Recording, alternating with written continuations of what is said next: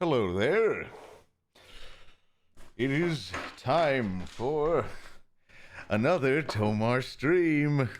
It is, a Tomag stream.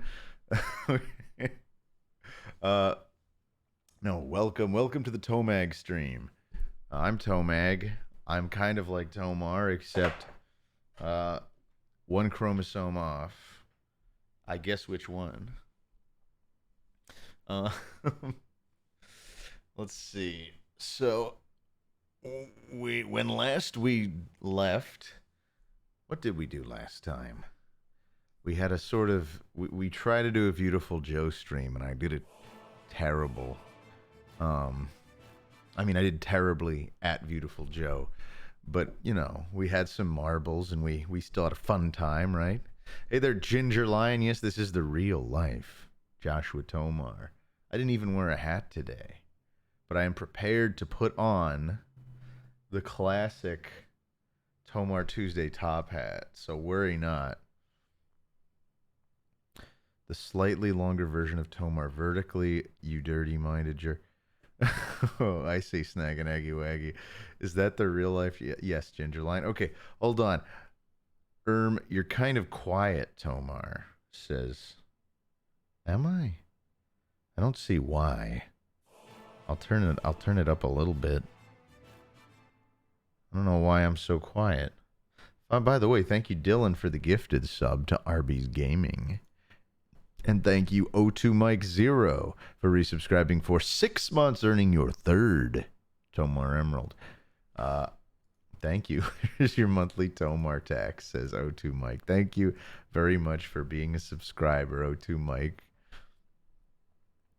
Everyone's okay. Big bouncing Bongus simply wanted to go Morbius. I haven't seen Morbius. Should I? It seems like everyone's memeing it, but I haven't heard anyone say anything good about the film. Okay, yeah. There's a lot of people telling me not to see it already. Thank you, Scug, for resubscribing for 4 months. Hey, Tommy. Hey, Scug. Most excellent. Thank you for resubscribing for 8 months. Thank you so much for your continued support. We have some first-time chatters here. We have Stan777, who simply says, Tomar, it's you. We have Very Dairy, who says, it's time for Tomar time. We have ArthurMan2800, says, Tomar, you unironically rock, dude. Thank you, Arthur, man. Fontaine is dead, says, hello, everybody. Oh, my God, lots of first-time chatters. I Can't Smell says, Tomar doesn't need to watch Morbius. He lives it, whatever that means. Is Morbius a vampire? I'm not sure. 9 months of subscription from Legitneth. That's your fourth Tomar Emerald, Legitneth. Tomar, your big, beautiful bald dome of yours is what I look forward to every Tuesday and Thursday. I'm glad to hear it, Legitneth. And I know you meant to type Thursday, but I wanted to say Tuesday and Thursday. Cam Bam Dam. Another first-time chatter says, hey, look, it's Tomar. The Crimson Chin 02. That's I think a Fairly Odd Parents reference. Says, go crazy. Culliver Blind says, hello, Thomas. Stormy Silva 01 says, wormism. With exclamation points. Snot says, Tomar, did you miss me? Yeah, I did. Yeah. Oh, yeah, that's right. We missed Thursday because I was feeling sick. My throat is still a little but it's a lot better than it was. I think I just got a cold over the weekend. It's just finally, I think, clearing up for the most part. Today was the first day I didn't have any like sinus pressure to speak of. So hopefully that keeps up. I'm still a little sniffly, but it's getting much better. No COVID. I took the test. There's no COVID involved, just regular cold virus, I think. Thank you for the dime, Goku Eating Burger. Taco Man 2341. Thank you for subscribing for 10 whole months. 10 months. 10 months, I feel like we're double digits, just deserve a little. Thank you, Taco Man 2341. Thank you, Taco Man 2341. Was what I tried to say with my Jew harp. Tomar, aka the Minecraft legend. Of course, the fine lime. Of course. Thursday was my birthday, says it's Takubo. Takubo! Happy birthday. I'm sorry I missed your birthday. I was sick. Dingledank says, Tomar, why'd you pour syrup all over my collectible Lego Muppets? They are ruined. Do they really make Lego Muppets? I mean, not that I want them or anything, but I just didn't know that was ever a crossover. Now I'm imagining a little Muppet with like little Kermit the Frog eyes on it. Oh, we got another first-time chatter. Skulltune13 says, Yo, Tomar! We got I Stay Noided says, I've never seen one of these before. That thing's cool. Oh, the Jew harp?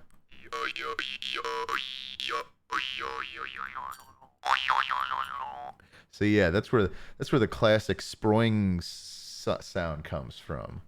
It's fun times.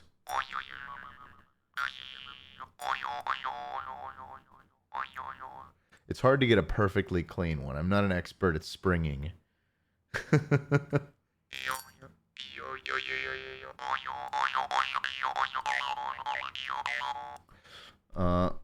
Tomar erection sound. Thank you for that, Liv Hardman.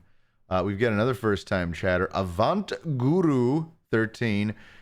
It's Tomar time. WTF. I already had my finger on the censor button. Why not censor the F? I just looked it up, says Dingledank, and the Jew harp originated in China. We have been living a lie. Giordano11 asks, why did you beep F, you Oh, I love that I can. I love that I have the option. No, that sound is the Home Improvement.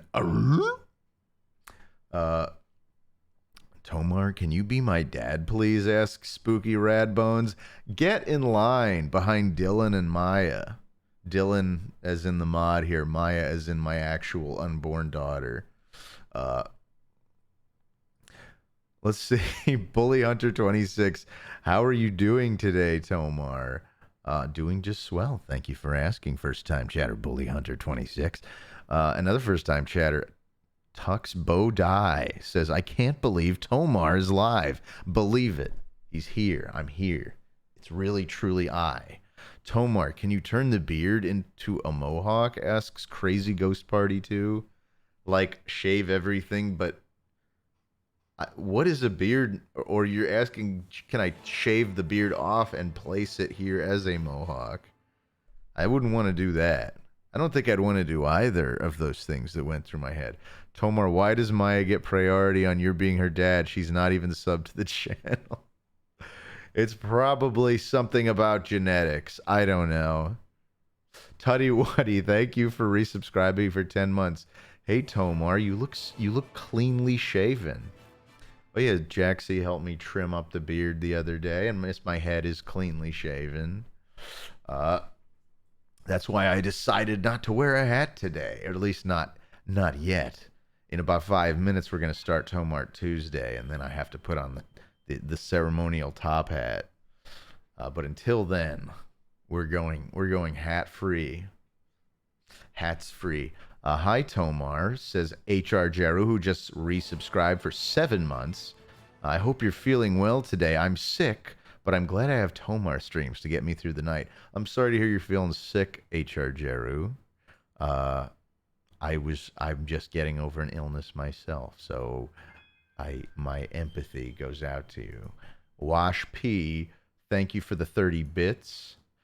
Tyler, thank you for the gifted sub to Maya. Really? To just some random person named Maya. The sentiment is appreciated. Aw. Someone called Maya got a free sub. Tutty Wuddy, thank you for the 50 bits. Artist Draws, thank you for subscribing for 9 months, earning your 4th Tomar Emerald.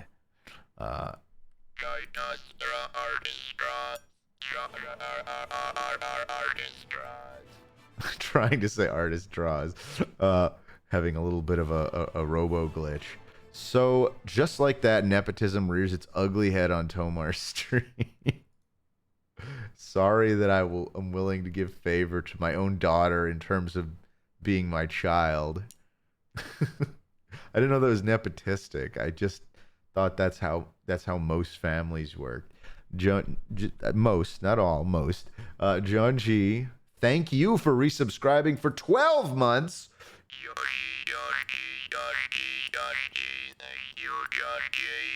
Thank you, John G. Joan G. You've subscribed an entire year, which is the longest I believe anyone can be subscribed right now. Koshi Roll, thank you for subscribing as well. Much appreciated. A blessing unto you, Koshi Roll, and our newest subscriber to date. Lick6 asks, Tomar, are you naming your daughter Maya after the Borderlands 2 character? No, I am not, Lick6. I like the name Maya.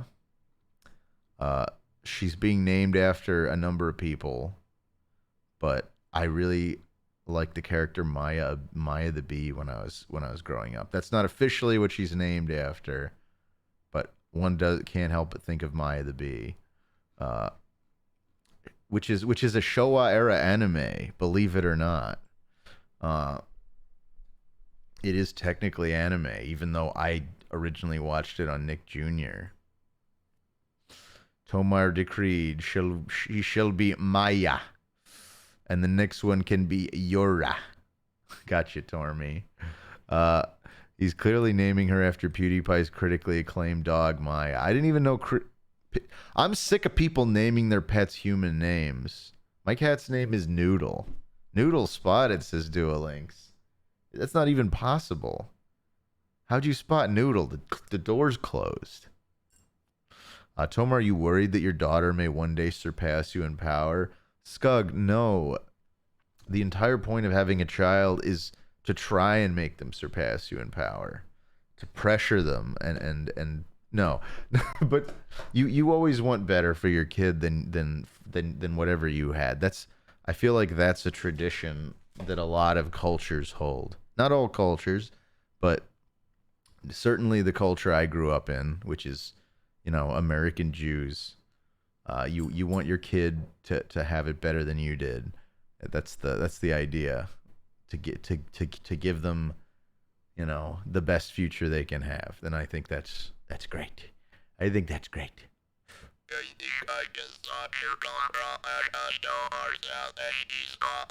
That was from Liv Hardman. I think I just saw Noodle crawl into Tomar's mouth and he swallowed. Tomar, how are we going to power scale Maya? Very base, says Broken Mojo. Tomar is clearly naming his daughter after Pewd's daughter. No, okay, Sake. No, I'm not. And I Can't Smell clarified the proper term is Jew-American. Thank you for that clarification, I Can't Smell. I think that's exactly right. That's the technical term. I'm a Jew-American. I can't really imagine a culture where that's not the case that gets far enough to have internet. I know what you mean, Snackanacky Wacky. So you got the two schools of thought that I see are the I want my children to do better than me school, and if it was good enough for me, it should be good enough for you school, kind of. Those tend to be the two that I hear of. I'd prefer to be in the former camp. Tomar, have you ever met one of those rare Jews where the women shave their hair? I think I learned about it as a kid.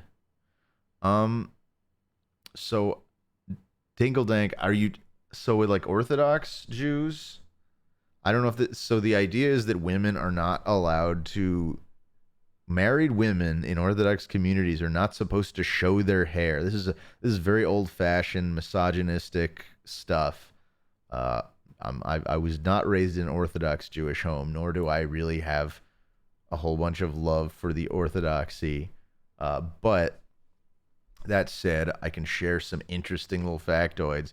And yeah, so supposedly it's not far off from like what religious Muslim people do, where the women cover like their whole face or their hair or some, depending on what group they're in. But yeah, with a lot of Orthodox women, they're not supposed to show their hair. Modern Orthodox might be different, but like the Black Hatter folks, the Hasidim, the Haredis, and like there's all different varieties is the truth, even among Orthodox Jews. But a lot of them The women aren't supposed to show their married women are not supposed to show their hair to anyone but their husband.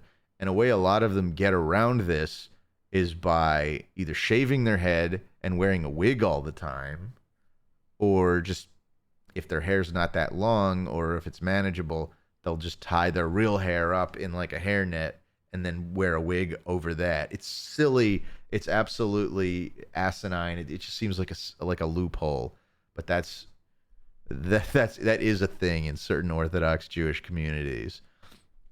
Tomar is naming his daughter after the movie Raya and the Last Dragon, but put his Tomar spin. That is not even close, Legitness. Are you going to make your Twitter bio Proud Cat Dad and soon to be Real Dad now? It was never Proud Cat Dad. I'm not proud as a cat dad. I just happen to be a pet owner. Drawing Blood has resubscribed for 10 months. Thank you, Drawing Blood, for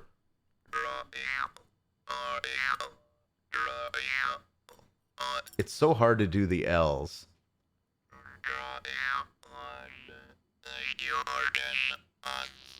All right. Thank you for 10 months, Drawing Blood.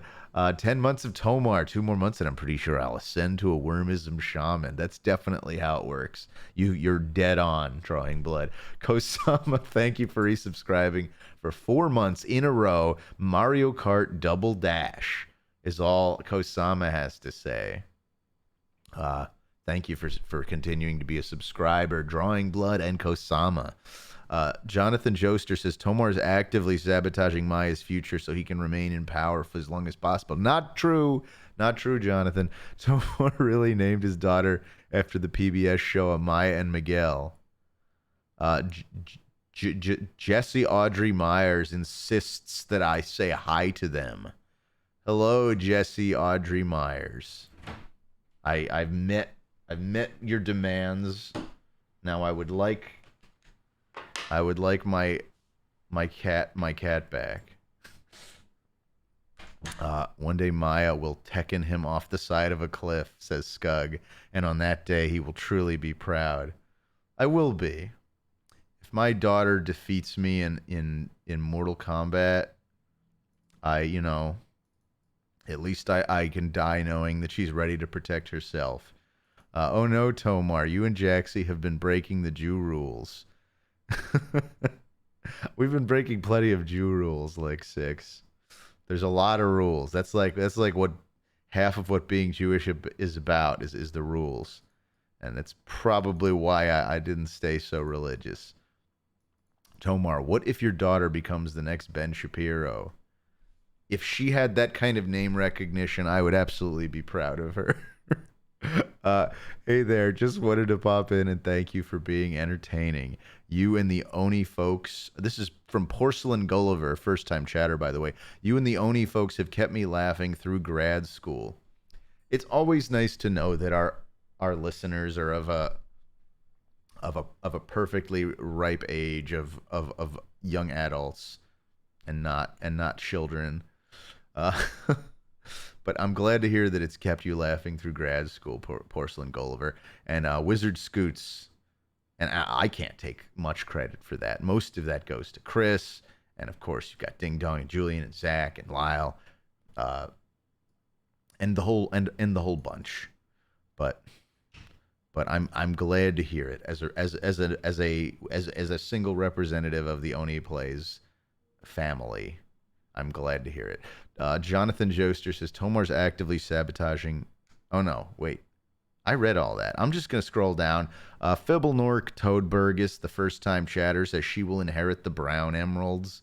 I don't know what to make of that. There's a whole subset of Tomar emeralds known as the brown emeralds. They were hidden until Fibblenork willed them into existence just now. When you make an E noise, you kind of make a similar tongue motion as N.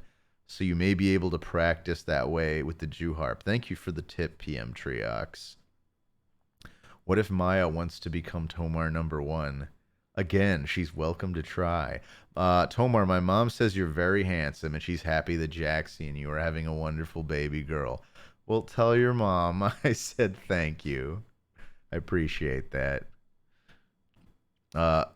Doc Handlebar, Tomar, what would you do if slash when Maya was born? What would you do if when Maya was born, she said, "Hello, Tomar. In 7 years' time, I will test your strength in your voice," and never said another word. That'd be cool. That's already a kind of a cool setup for a story. By the way, out of curiosity, it's okay if nobody says yes, but after my obviously there were people in the room who were already aware of it, but after my recommendation the other day of Ranking of Kings, this did make me think of Ranking of Kings. Not because that's a specific thing that happens, but it made me think of Ranking of Kings. I recently got Chris started watching it. He seems to really like it. He was about 3 episodes in last time we spoke. Did anybody go and check that out as a result of my bringing it up? And if not, I still recommend you do. Legitness is is pushing for Ranking of Kings too. Ozma, I already watched Ranking of Kings, but more people should watch it. I agree, Ozma. Never have time for anime, sadly, says Reuniclus X. Snackanaki Wacky simply said, "What if you suffered a migraine, then birthed Maya yourself?" That would be weird. You know what? I'd be grateful that Jaxie didn't have to deal with all that extra strain at the end. She's already had to deal with plenty. Since this is my first time watching your stream, says Wizard Scoots, do you ever say, "See you all, Tomar"? Oh, no, I'd never. I'd never do that to you, Wizard Scoots. I would never. Not in a million years would I ever say that again. What if Tomar's daughter is Tomar number 2? I mean, she can be whatever number Tomar she likes. Tomar, first off, congrats on the baby. Second, will we be getting more Trundle lines from you? Asks Jalope. More Trundle lines, as in like for League of Legends, or they have not asked me to re-record for League of Legends in years. I did Legends. I came in for Legends of Runeterra like a few years back when that was all being made, but haven't trundled since.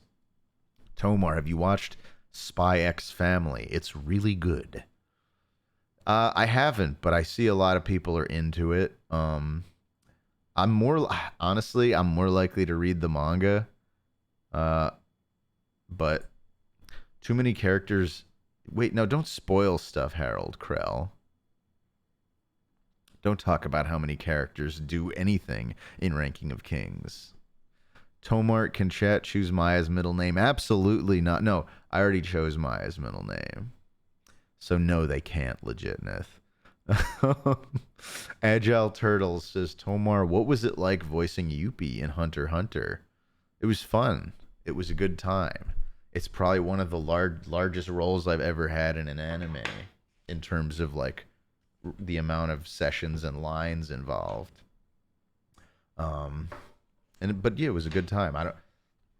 Do I have any like special memories? It was really fun getting to do the angel scene. I don't want to spoil it for anybody, but where if you know what I'm talking about with the angel scene, I got to voice Yuppie a little differently than I normally would.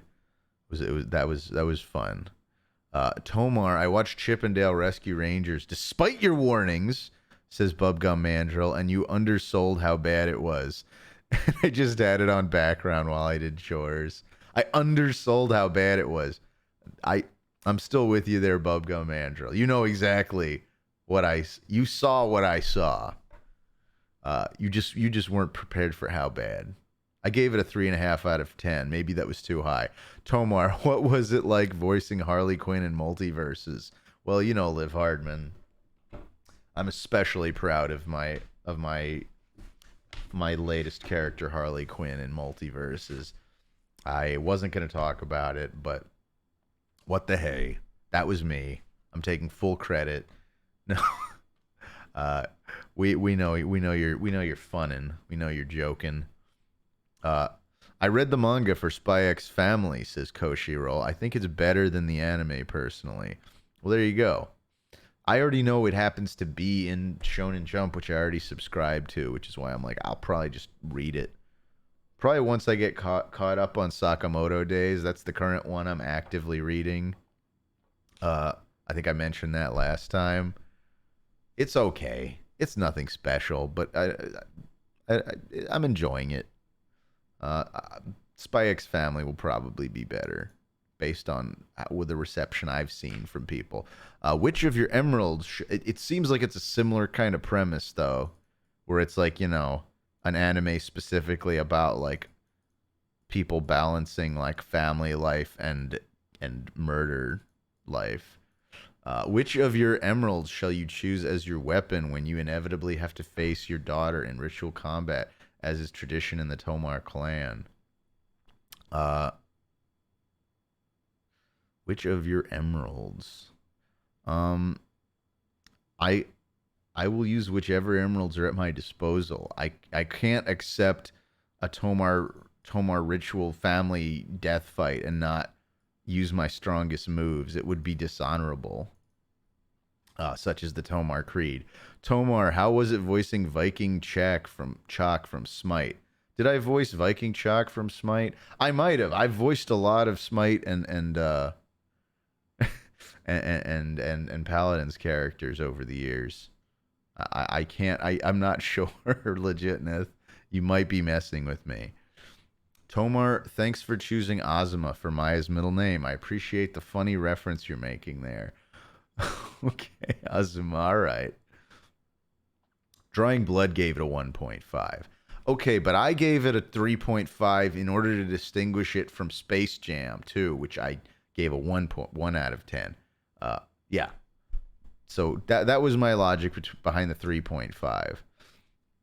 When it comes to auditioning slash doing voices for anime, says Rambling Onion, do you read the manga first? As much as I wish I had time between getting an audition and like having time to do that level of research, it's usually not the case. It's usually I find out, on the same day I get my audition sides, I find out, oh, I guess they're dubbing this now. And it's like you have till tomorrow or maybe the next day, if you're lucky, to get an audition in. That's the pace of things. So usually I do not have time to do a lot of research. I will try to look up whatever resources I can find on the character, but I usually don't put more than an hour or two into that, depending on what anime, what we're talking here. But that's the best. That's my answer to that. What those Rambling Onion. Jonathan Joester, Tomar, will you reprise your role as Dr. Shumter in the live action Barbie movie? I did a great job as Dr. Shumter. Don't joke about my Barbie roles. Don't take that so lightly. Hey, how many of you have been in not one but two Barbie properties as different characters, huh? I am, and I'm about to have a daughter, and if she likes Barbies, that's a pretty big deal. She could be like, my dad is in a Barbie show and a Barbie movie. Start, thank you for the 100 bits, MVR53. Starting my Tomar College Fund with these bits. Oh, I'm a step ahead of you. I already put a few grand away. I started a 529 college fund, and I'm gonna keep adding to that. I want Maya to have a nice, healthy college fund by the time 18 years pass. So that I don't have to, so that it's planned for and it doesn't all come straight out of my wallet. Please don't spend them on Funko Pops. I promise I won't, MVR53. Probably most of my stream money that I don't invest in the stream is going to go straight into things for my daughter. Hey, Tomar, sorry I'm late. I'm going to draw the Pondering Llama. Critiquing the Rescue Rangers film was too lazy. Oh, that's right. We've hit 8:30. I know we've been having a fun just chatting. Tomar, have you seen One Punch Man X? Asks Yo, it's Caitlin. Not only have I seen it, I've voiced multiple characters in it, including Tank Top Black Hole and Sentikohai in season 2. I have only watched the first season though. Everyone told me the animation in the second season was not so great. So the only footage I've seen of the second season was when I went in to dub over it. It's been fun just chatting. It has. Isn't that a cool thing to be able to say though, Legitness and Tyler? Watched it. I was in it. But yeah, if you get to I think it's episode 7. I think episode 7 is going to have Tank Top Black Hole. So if you happen to watch that episode dubbed, no pressure. If you're enjoying it subbed, I encourage you to. I love subbed anime. Tomar versus Man. Says Snack Naggy Waggy. Tomar maliciously chuckling, about to announce his involvement. Come on, wouldn't you do that, brag? Who wouldn't do that, brag? If that's so cool to say, Tomar, how come you always deny your role in Crudes 2? Because I wasn't in Crudes 2. Azuma? Ghostly Ghoul GX says, you did a really good job voicing Linkara in the Nostalgia Critic anime. Thank you. I did my best, Ghostly Ghoul GX. I don't think I really did the original justice, but I did my best. I did my best. All right, that's the last time. I'm not gonna go any further than that. Hold on. Brain with Glasses, thank you for resubscribing for 5 months. Brain with Glasses asks that I say, says, hey Tomar, say it's time in your epic voice. It's time. There, I did it. I said the word Brain with Glasses.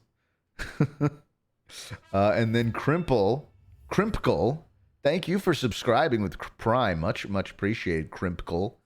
I like saying Crimpkle. And Maya Azuma Tomar. Thank you, Maya Azuma Tomar, for the $1 tip. Hello, Father. I spent my college savings on the Hulk Funko Pop because it is bigger than all the other Funko Pops. Imagine a world where let's say Maya's college savings came out to like $50,000, and that really was the value of the Hulk Funko Pop in the year, I don't know, what's now plus 18? It'd be like 2040. In 2040, the Hulk Funko Pop will be worth an entire 4 years of college tuition. I should just buy a Hulk Funko Pop now, and I won't have to do all this 529 stuff. Captain Squiggles, thank you for the 100 bits. Did anyone say happy birthday, Tomar, yet? No, Captain Squiggles, I think you're the first.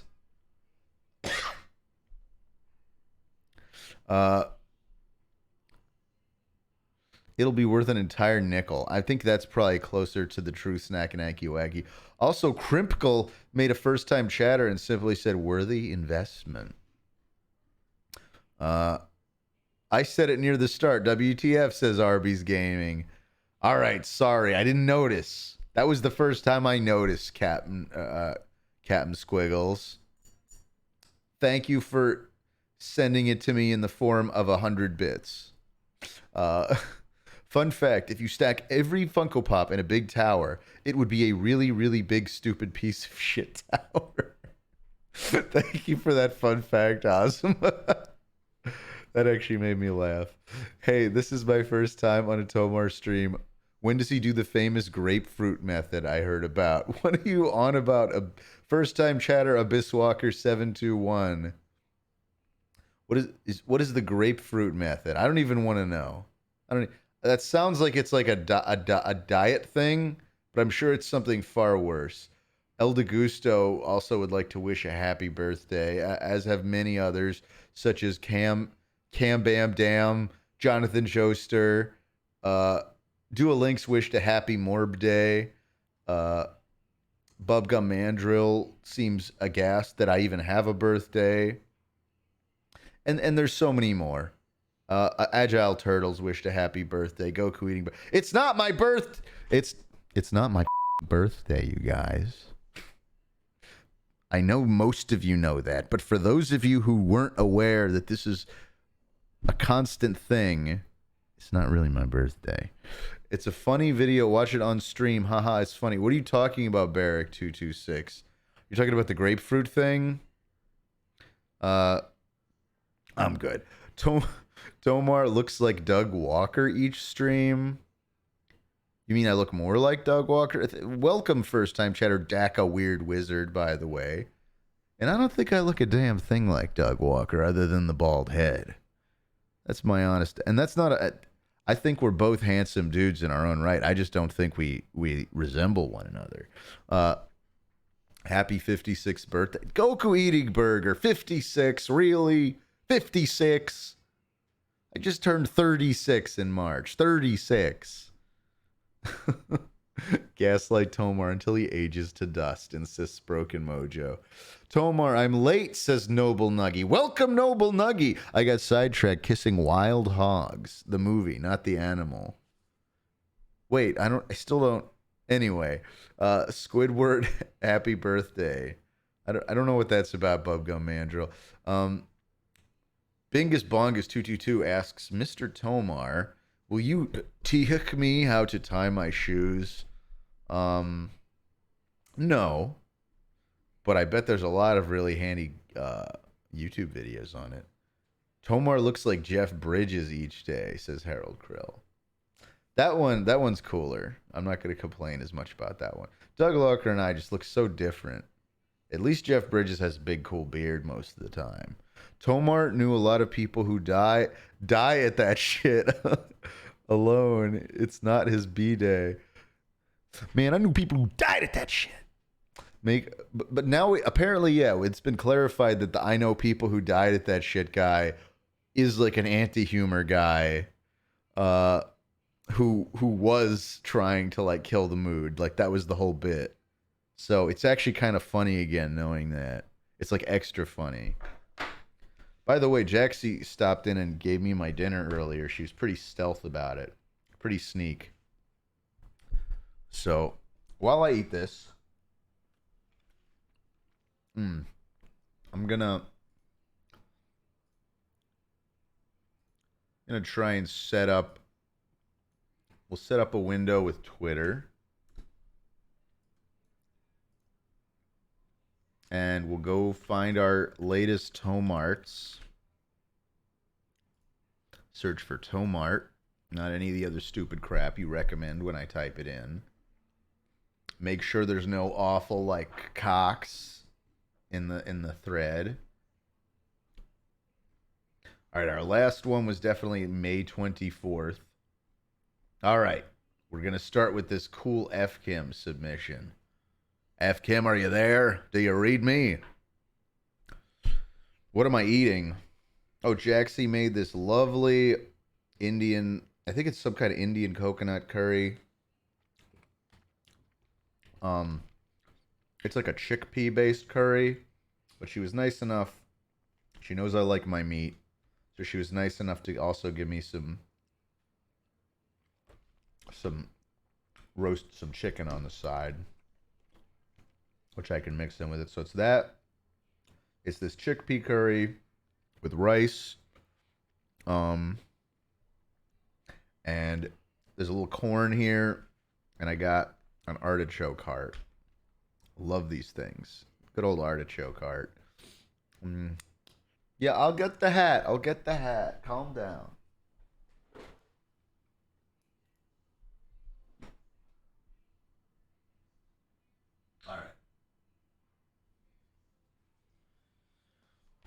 All right, we got our hat.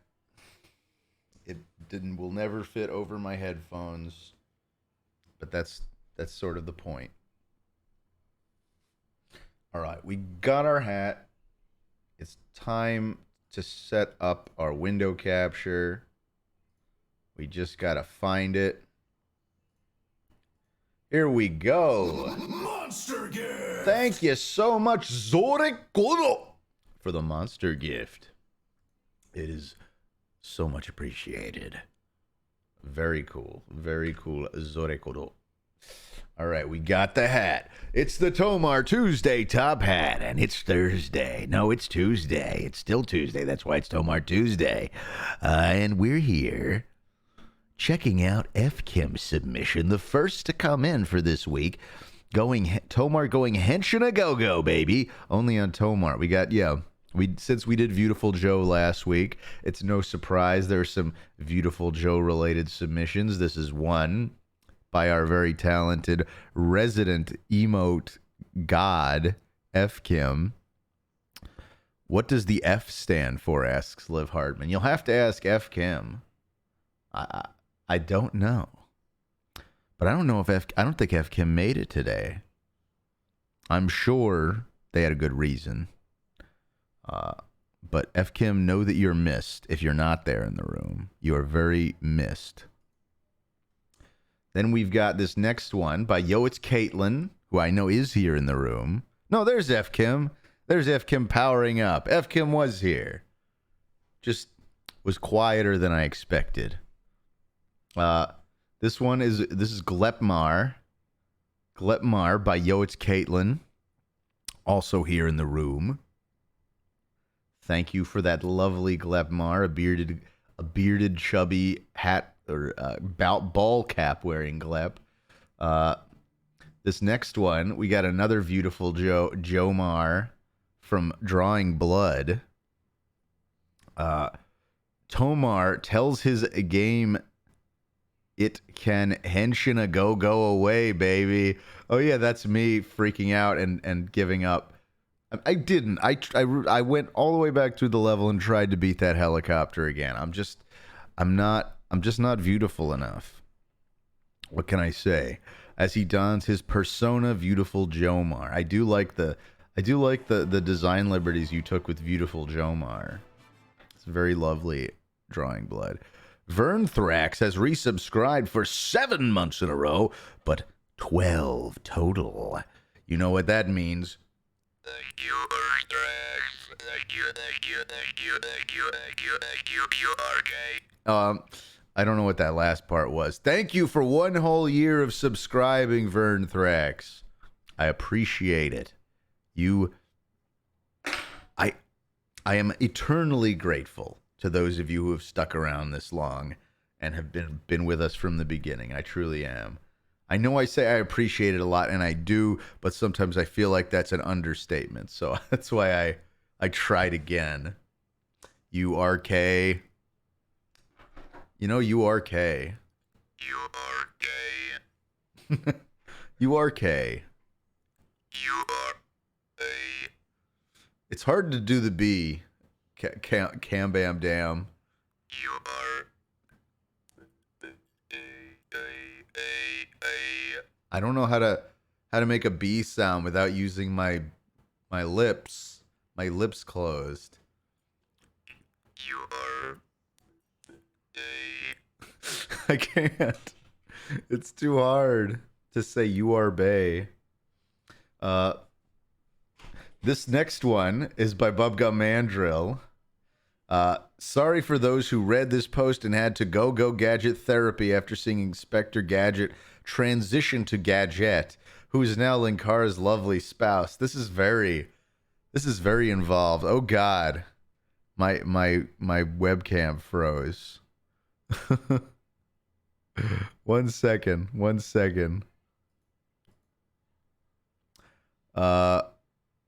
I'm still here. I still have the stupid top hat on. All right.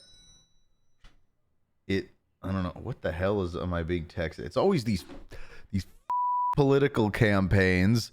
When midterms roll around, every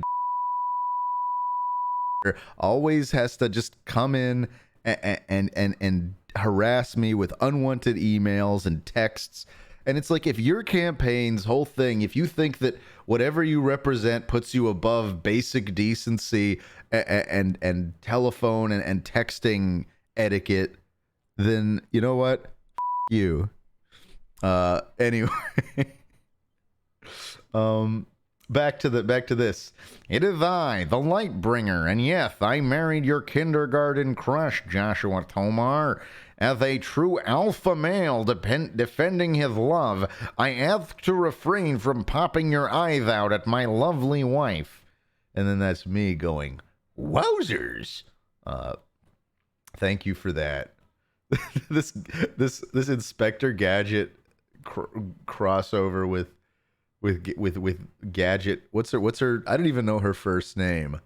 Awooga, as they say in the famous film Turning Red. turning crimson. This one's from Leon. Leonidex 0. I'm sorry, Leon. I'm just gonna call you Leon because I can't say that. Lee has done an Oni Plays fan made thumbnail if for the day that we play Death Stranding. Very solid. I like how it's me and Chris's. There's like two babies. Was there ever really two babies? I thought there was. I don't remember him ever. I guess the idea is, yeah, Chris is a baby here, and Lyle's just a stowaway on the backpack. Because there are missions where you have to carry people like that. Yeah.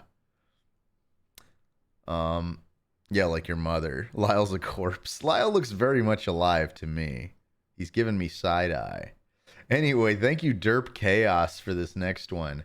You're a nobody. You're a talent. You're a somebody. Sorry, I went directly with my instincts. You're a somebody. You a talent. The reverse trumpet guy from the recent Oni Plays. This is reverse trumpet guy. You somebody. Apart from the Jew harp, do you play any other instruments? I'm trying to learn clarinet again, and I've taken a couple piano. I've been teaching myself piano on the side, but no, I'm not very good at either. So I'm gonna say no, I don't. There's some Martha Stewart crap. She gets some free advertising on my stream, I guess. Yeah, can we let's block, or let's at least mute Martha Stewart for the rest of time, just for that. I skipped the fan art for the 100th special TomarStream extravaganza. Sorry, this is Nahuel Matico, by the way. Nahuel Matico. But here I am slipping a little Tomart without nobody noticing it. Well, think again. We noticed. Tomar, let's see. This is Tomar bullying someone to death on the chat for having a typo. Tomar, when somebody jokingly says, "Look, Tomar, it's you." I mean, I do this, and it's funny. I don't even bully them. I just pronounce it the way it's written. Is that so wrong? And then this is me when someone says, "Look, Tomar, it's you." It's about my reaction. It's very accurate, Nahuel Matico. Very accurate. Tomar Wald never bully. That's true. I just did it to Blue Carrot. I'm sorry.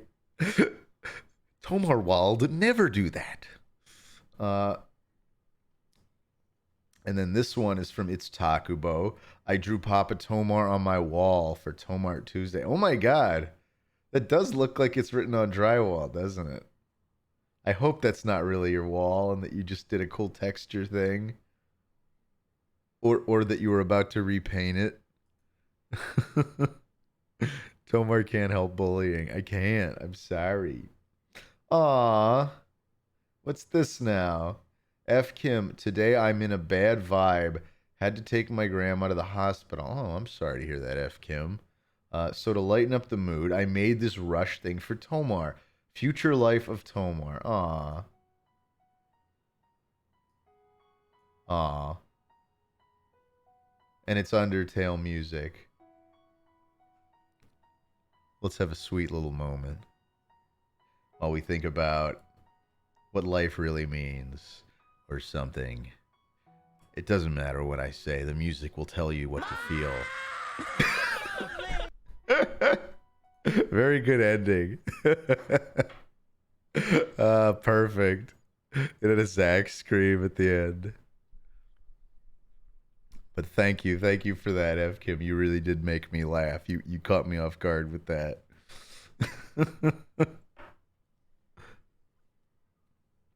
All right. So with that,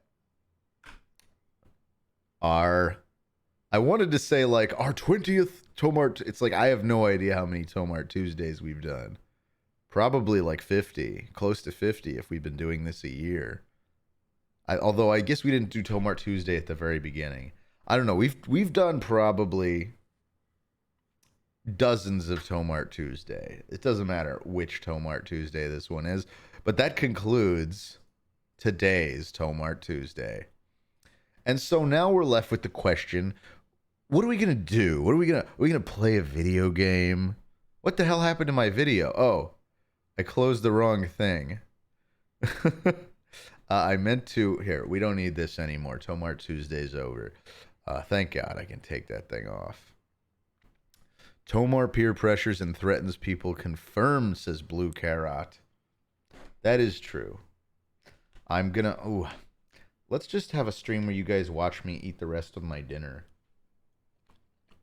Does that sound good? That's like the professional thing to do, right? To just have you guys watch me shovel delicious curry into my mouth. You guys want to have a closer look at this? At this little bento box of flavor. Obviously, this is the curry with the rice. And over here, we've got some bits of chicken. And then up here in the corner, we have our corn and artichoke heart. But yeah, Jaxie does these nice little meal preps, so we don't have to cook as much in the middle of the week.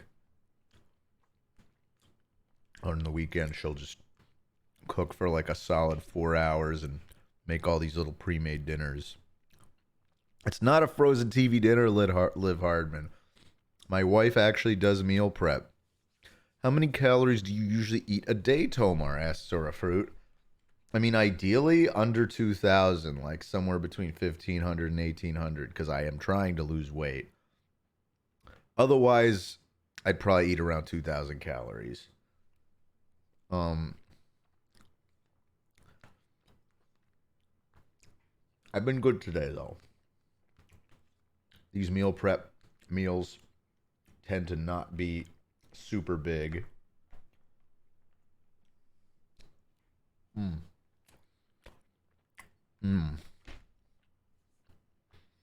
Tomar, how much longer until you give up on wearing the top hat on Tomar Tuesdays and just make up a lie that it died in a car accident? Asks Jay Smegma. At least another season. At least. Meal prepping is the best. I love doing it. I've lost like 40 pounds, says Marble Animates. We don't even do it for like health reasons so much as just, I mean, we do it for health reasons in the sense that we'd rather eat home cooked meals than like order out when we're just like, oh, I don't feel like cooking. And it's like, oh, cool. But there's already like 8 to 10 pre-made meals in the fridge. So there's no excuse. Just heat one of those up. Instead of like ordering some crap out from DoorDash or whatever the hell, or like going through a drive-through, or all the evil shit that we all do when we're feeling lazy. And you know what it's not evil. You know what I mean? It's just we all, it's bad for you, but you do it because it's tasty. You know what I mean? I don't know why I just barely found out you, says Fluffy XK. I don't know why. I just barely found out you. I'm glad you found out me, Fluffy XK. I do appreciate you dropping in the stream. Boof and Bop, first time chatter, says, hi, Tomar. I've listened a lot to Sleepycast and Oni Plays with you in it. Wanted to say thanks for lots of content. Thank you for following my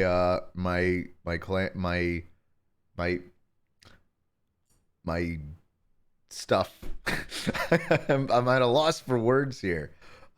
No, thank you for following my campaign through one episode of Sleepycast and probably hundreds of episodes of Oni Plays by now. So eloquent. Thank you, Hattie Flat. Captain Squiggles asks Tomar, have you tried V Rising? To which I respond, oh yeah. No, I really like V Rising. It's kind of my new obsession. And thank you for the 100 bits too, by the way, Boof and Bob. Tomar, have you tried?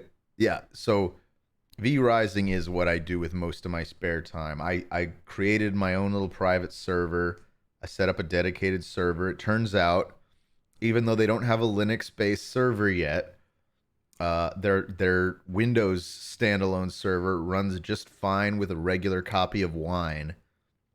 So I set it up on one of my Linux game servers, and it's been running great. I can't tell you guys the password, but I do have a server up on V Rising, but it's just been me and Jaxie playing in it so far. But yeah, think about Tyler says Diablo plus Rust. That's how I describe it. It's like Diablo, really, mainly just in the sense that it's like a top-down isometric, like slasher game. It's vampire themed, but yeah, it's like Rust in the sense that, although it's more PVE viable than Rust. It's PvP or PvE, but yeah, the idea is it's actually, I'd compare it even to Valheim.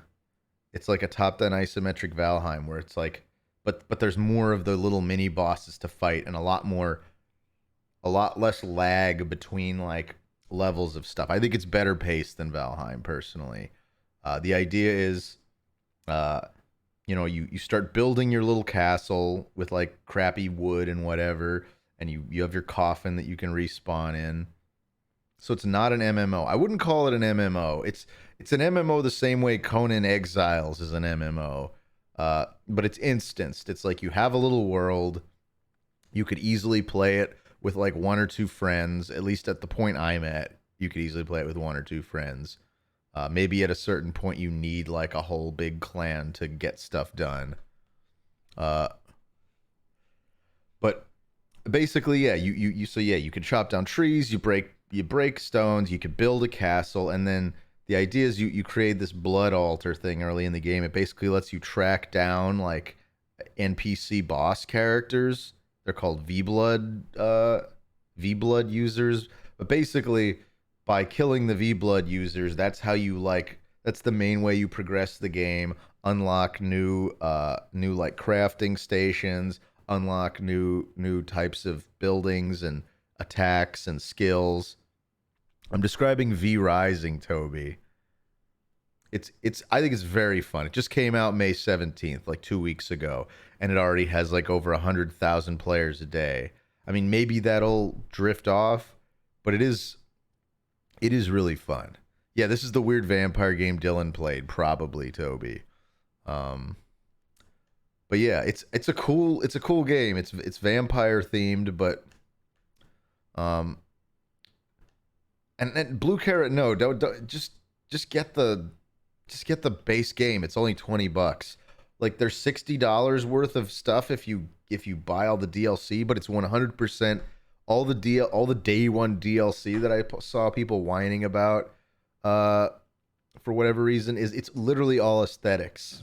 It's purely aesthetic stuff. It's skins. It has no effect on the gameplay. So I would say just get the if you're gonna get it, if you want to check it out, just get the $20 base game.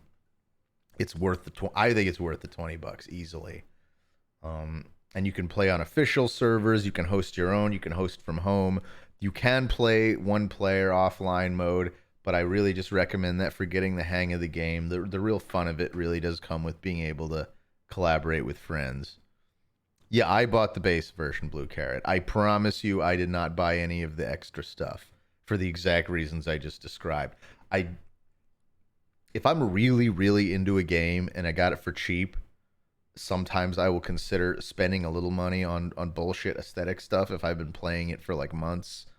But I would never pay for that stuff up front. Uh, for me, that's more of a way of like supporting an original thing. Let's see. Toby, I love and appreciate you for doing that. But please don't promote my streams on TomarStream. That's sweet of you, Toby. It's okay. Uh, you could promote you can promote Dylan's streams, specifically only Dylan's. Any of my mods are actually welcome to promote their own streams if they so choose. Uh, I I would love for you guys to benefit from whatever on here. Mm. I know the general rule is I really don't like people coming in here to promote their own streams, just because that's just bad form. But yeah, for my mods, I absolutely make an exception to that. Uh, I appreciate that, Tomar, but this stream is all about you, my man. I know that, Dylan. I know that, but I mean what I said all the same. Um, Zorafruit says Tomar is a benevolent god. Yeah, I'm such a sweetheart. Um, you see, there's 72,000 people playing it right now, Blue Carrot. It's I wouldn't have known it was out if my friend Mike hadn't told me about it. Uh, he had it on at his house when I went to visit him in Orange County the other day. Hmm. It's very fun. Wordcast.gov/Tomar has warts. We gotta check out Ozma's Wordcast. All right. Might build a PC just for servers, says Blue Carrot. I don't know that I'd do that. I mean, unless you have like,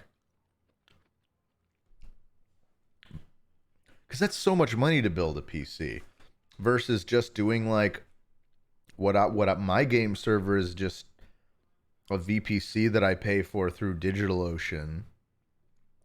Um, that's like $40 a month, and it's you get a full control over a Linux machine. You can install as many Linux servers as you want on there. You get like 4 gigs of RAM, which is usually plenty for most types of servers, except like stuff like Minecraft that's coded super inefficiently. But those are special kinds of games. Uh, but yeah, building a server and hosting it from home, you often run into bandwidth issues unless you're one of those people who has true like symmetric gigabit fiber internet at home, in which case I'm very jealous. Is the Linux server the same one that hosts Tomartopia? Are you talking about our Minecraft server? No, that one is actually runs in AWS. Uh, Use like an upgraded Dell Optiplex or do what Tomar does. Yeah, it's like if you did want to set up something from home, you almost are better off. Yeah, Dell Optiplexes, it is a really good deal if you just need like raw computing power and you want to get it on the cheap. Like it is a good idea to get your base machine like something that that like an office is like throwing away because they went out of business or they just replaced their, did their like 3-year refresh on all their computers. Like on eBay I can always find like Dells and HPs and stuff for a fraction of what they would normally cost. There's a lot of solutions for that, but AWS, a word system? No, Amazon Web Services, silly. Tech talk always makes me remember I have a computer science degree. I ignore heavily. Broken Mojo, you're not the first person I've met who went and got a computer science degree and then decided to animate or something instead. I think Rodrigo did that. El Cid, 1984. He went to school for computer science and then immediately did like animation mentor and got his first like DreamWorks job. Hmm. What's the specs of the One Plays PC? Seems like a powerhouse. It's nothing crazy, but we did just recently get a 3080 Ti for it. I think it's got like a 10th gen i7. It's not super new. Uh, let's see. Doesn't Chris have a major at rocket science? I don't think so. I actually don't know if Chris has a degree. He might. I honestly don't know. Did you pay retail price or scalper prices? Makonucci Zero. I've only ever paid retail price. I got the one that's at Chris's house. I actually got on a Newegg Shuffle, and he just comped me for it. So we got that through Newegg Shuffle, and then my other 3080 Ti that's in this computer that I got more recently. That I got just straight up on GameSpot when they had GameStop. GameStop, not GameSpot. I haven't been to GameSpot since I was like a freshman in college, like 2004. Does people even still use GameSpot? I'm curious. It's so easy to confuse GameStop and GameSpot. What does Corey smell like, though? Asked Toby. I've never noticed him being stinky, if that's what you're implying. Corey's actually seems to take good care of himself these days. He'd lost a bunch of weight compared to the last time I saw him. He's very put together. Corey seems like he's doing great. Never heard of GameSpot. Heard of them. Heard of and been to GameStop though, huh? Says Caitlin. You know, GameSpot it's like a game. It's a crappy games website. Amy Lay also says I'm not even old enough to know what GameSpot is. I thought it still existed and just nobody read it, but I guess it's actually gone. If I go to GameSpot.com, what's there? I mean, this is a website seemingly with broken CSS. Is anybody else seeing this? I kind of want to share what I'm looking at now. One sec. Look at this broken website. No, you go here. There we go. Look, this is GameSpot.com. It really does look like the CSS is just broken. I tried some Shift F5s, try to give them the benefit of the doubt. Is this what the site's actually supposed to look like? This giant white header? Do they just not even test this out without like a mobile browser? But yeah, back before like, you know, streaming video was ubiquitous for E3. I remember I used to pay these guys like $20 for like the E3 all access pass, and you could get all the videos streaming for games for E3, you know, and that was back when people cared about E3. Back in my day when people used to care about E3. Shen Doodles, thank you for subscribing with Prime, by the way. Vivid Leaf, thank you for the 300 bits. Hi, Tomar, first time catching a stream. I love you, man. Thank you so much, Vivid Leaf. I appreciate your donation. And Tyler, thank you for the gifted sub to Vivid Leaf. Look at that love going around. Tomar, you're on the PS Plus Plus news. PlayStation Plus free games for June have leaked early. Oh yeah, what are they? That is so stupid. God of War was already available if you had a PS5. It was already part of the like. Is this really? I thought they were gonna give good games to try and like incentivize people to join their new more expensive lineups, but doesn't seem like it. Sony's just not impressing me. It's cool that I guess now you can get like it's like a 20 something. What's the highest level of their thing? It's like 15 or $20 a month, but you get like full streaming access to all their like PS1 and PS2 games on the store. I feel like there's something like that. And even maybe a bunch of PS3 stuff.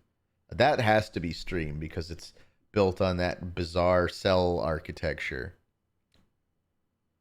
But yeah, man. This is what GameSpot is now. This feels like something that no one cares about, doesn't it? It's just a white site. It's just nothing. It's just pure. It's snow. It's a blizzard. What is this? This upsets me. Tomar hates white. Not true. It's just that used to be like one of the biggest like gaming news sites until they were caught taking bribes for the Kane and Lynch sequel. That was a big deal at the time. Does anybody remember that? That they were running Kane and Lynch ads and they gave that one game like a really high score that nobody else liked the game. I think it was Kane and Lynch. Unless it was Army of Two. I'm pretty sure it was Kane and Lynch.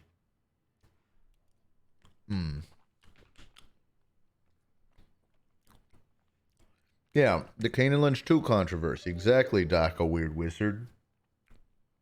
I don't think anyone remembers Kane and Lynch, Tomar. Nobody remembers the games. I never played them. The only reason I know anything about Kane and Lynch was because of the controversy over the paid reviews.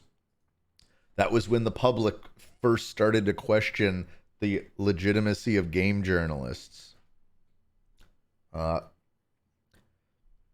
Kane and Lynch 2, according to Liv Hardman, had a part where you're naked for a level. Oh yeah, Ozma recommended this thing to me, the Anything Gallery. I don't know anything about it, but I'm going to load it, and we'll see what happens. Let me just see if I can get a good capture on it.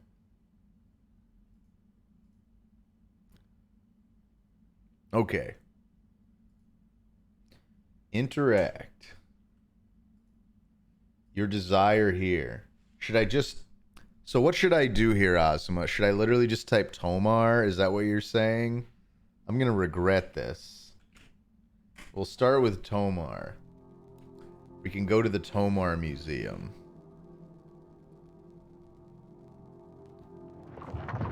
Oh, goodness. Oh, look, it's the beautiful city of Tomar, Italy. I mean, Portugal.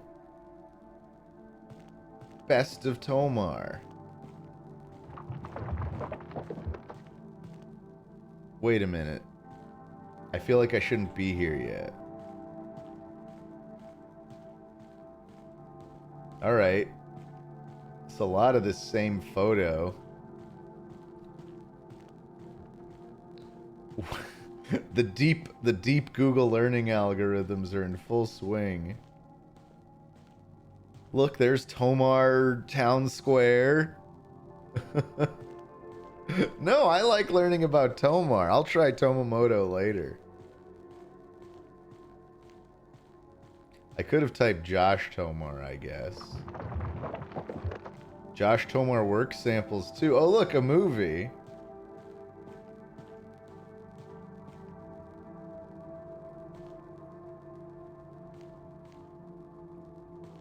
Does the video aspect of this work? Welcome to the Armory. Oh, look at that. The place where we transform this humble goose into a deadly bounty hunter. What's with the weird speed? Not bad, Star Platinum. The rumors of your Star Platinum. But now that I've seen it, I can easily defeat it. This field. Tom Trench. Chaos out of Pentagram City today as a turf war is raging on the west side. There's something cool and like kind of eerie about that.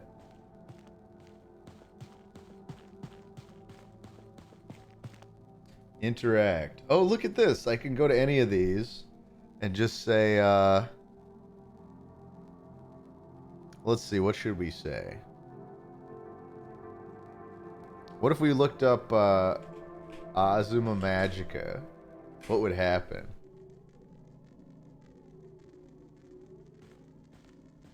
And then we just walked into another room. It's begun. There's just me. Turnabout Tomar 01. Tomar's doxing me, says Azuma. This is some Azuma Let's Play footage, I guess. All the stars are here. Horse something ball of wool. Horse cheerleader cheers in a stadium. Cheerleading horse, cheerleader horse, transvestite horse. A horse is gender confused. Azuma, are you saying that's not you? Wait, was this from... What is this from? That's specifically your name there at the top. Was this me playing Fallout New Vegas? Like in season 1 of TomarStream? Oh crap! We haven't been doing season breaks anymore. I don't even know what season we're on. I kind of lost track after season 3 or 4. Alright, let's try putting something new in. Info. No info available. We need to find another input pedestal. Whatever that thing is called. Here. By road from the A1 motorway exit to Torres. No. Oh, look, it's directions to Azuma's house. No, I have no idea what this is. Oh, this is something about North 110. This is something about Portugal. This is like Rede. I think this is a coffee shop in Portugal we're getting info on. Alright. Some like it's not. Let's see what happens there. Let's see how this expands on our gallery.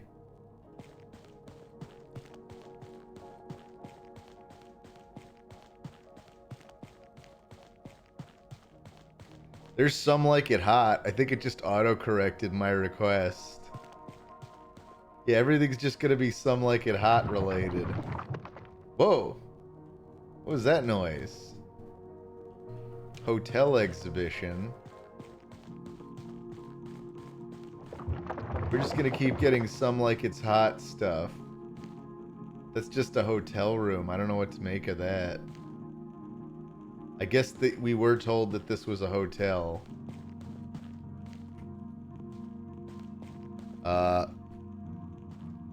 Oh, Toby? Do we want to try a Toby Weiss? I just happened to be looking when you said that. Wompulator asked that I do Kyle Gass. I'm not against it.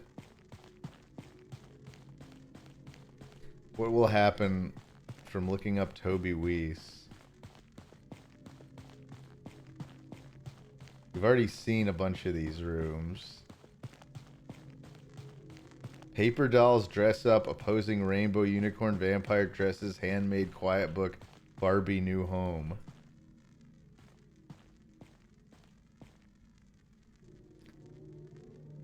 Let's see. What is this? What's gonna happen? Hello.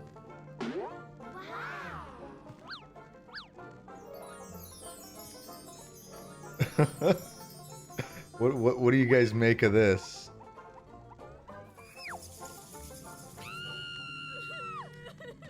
I wonder if this is really related to Toby.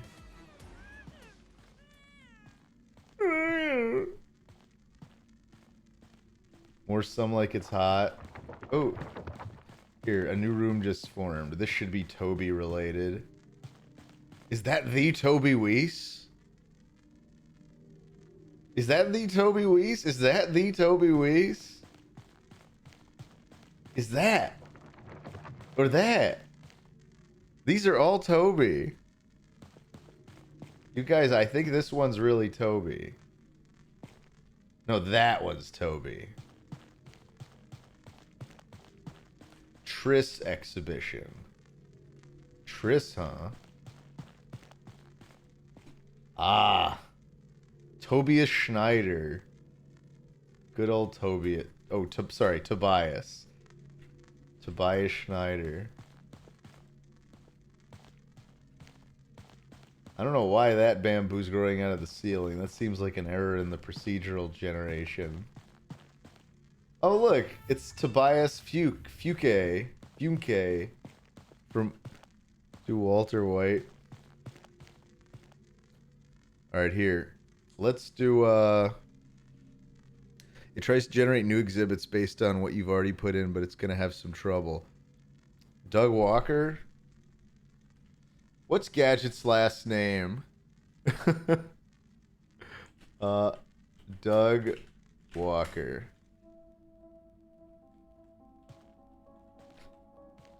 Oh, wow. This got all scientific.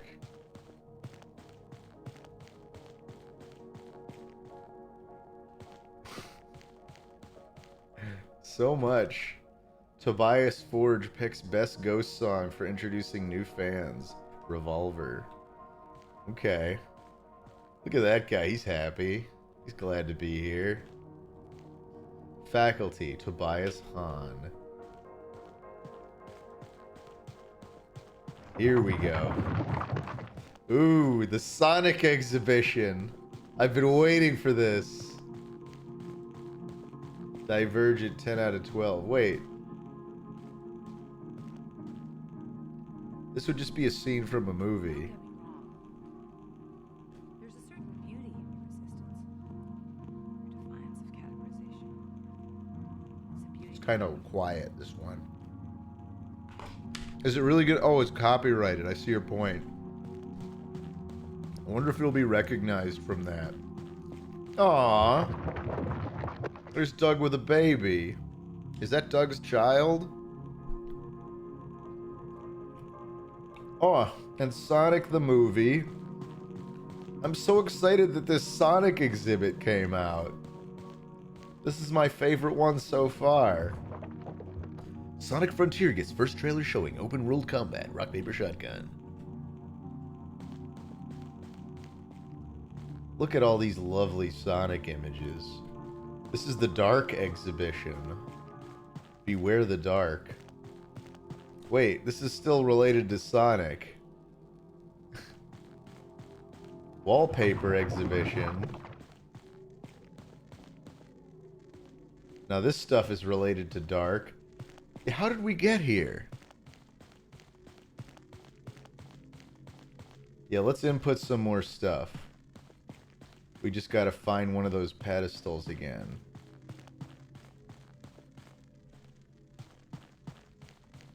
Here we go. Dark Walker. Gadget Hack Wrench. Thank you for that, Uncle Christian. Their Gadget Hack Wrench. I don't know what the hell Dark is.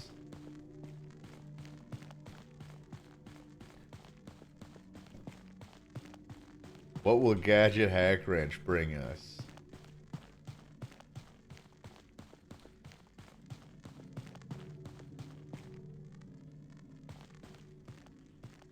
This door does not want to open for me.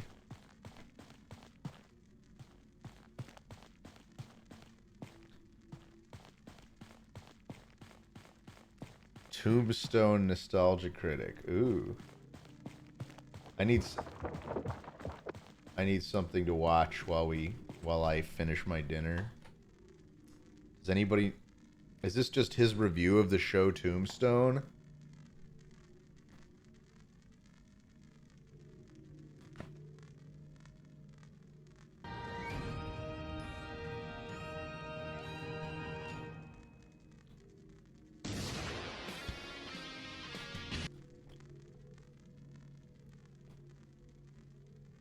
What?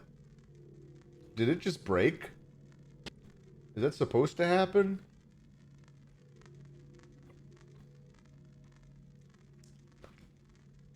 That's kind of cool. It just glitched out and turned into a static image. Unless that's really how their interview, how that video goes. Oh dear. What have we stumbled into?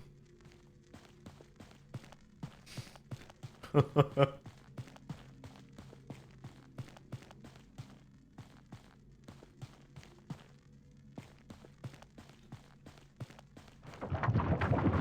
best of Gadget Hack Wrench, Chippendale Rescue Rangers. That's probably all copyrighted too.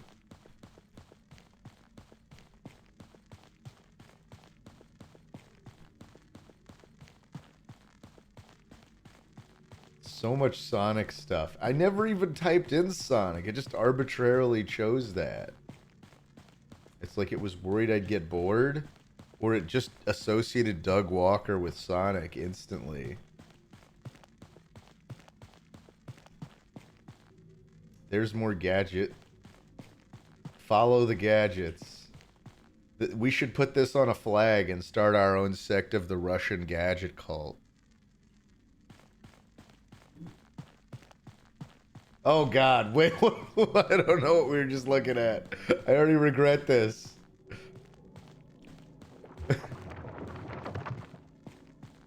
We should get off this now. Where's one of those podiums? I should have known. Oh, that's glitchy. Oh my goodness. This is getting bad. This is getting bad, you guys.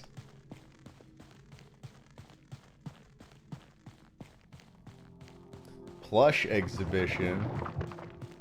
Something new just opened somewhere. What the hell is plush? Oh God. Amogus. Now we're just getting actual plushies. Mickey Mouse. My Little Pony. Where's it deriving this from? And what does this have to do with My Little Pony? It's still plush. Oh boy. Where is one of those things? Am I missing it? Am I... Here's one. Alright. What we really want now is... Yo, it's Caitlin. Request Crash Bandicoot. Doc, a weird wizard, says Shrek. No little Jewish boy, don't go in the pony hole, says Parker Grant. By the way, thank you Mousebox for the gifted sub. Thank you Tyler for the 100 bits. For anyone in chat that picked up on this and needs some help, after you add a new topic, going through the closed doors is what generates the new rooms. The already generated ones stay the same. I figured that much out. Blue Carrot, thank you for resubscribing for 2 months. Tomar, when are you going to see Morbius and start Morbin? I don't know, maybe never. Singwalls, thank you for subscribing. It's a technical foul. Wait, what if we looked up Whitey 8 Crazy Nights? I saw a technical foul somewhere, and that anything to escape this, really. There we go. We can see a whole gallery of Whitey. Look, they're coalescing.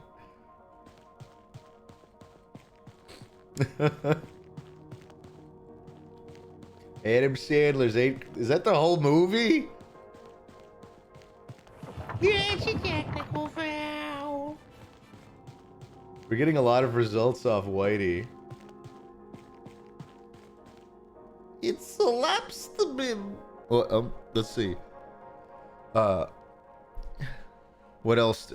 I'm not gonna look up Morbin. Okay, we'll look up trumpet fight.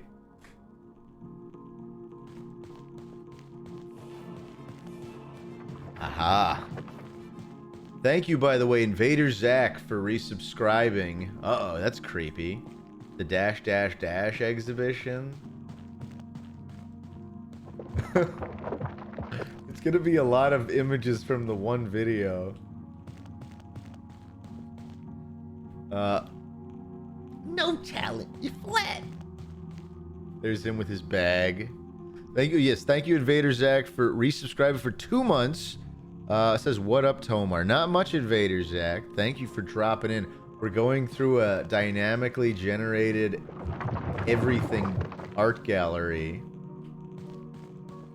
Douglas M. Levinson. Random guy playing the trumpet. And then what's that one in the back say? I can't even read No that. talent, mediocre piece of shit. Thank you, Artist Draws, for the 777. Bonsai Buddy Purple Hog, thank you for resubscribing for 4 months. And Bonsai Buddy's Purple Hog says, oh, white. I just thought about what Bonsai Buddy's Purple Hog means. I don't want to think about that. There's just more trumpet fight. These are just actual trumpeters. a brass section, if you will. There's trumpet fight guy.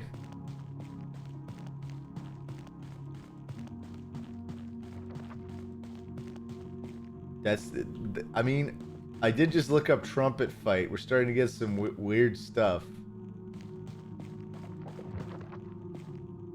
Surrounded. Fight my battles. Trumpet. Okay. We need to input new stuff. Stat.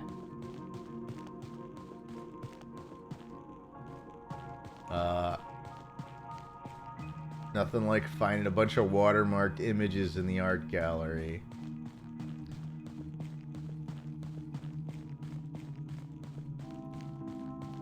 Look up the Hamburglar drawing blood.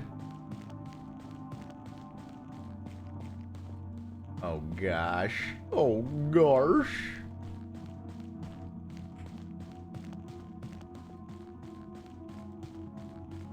I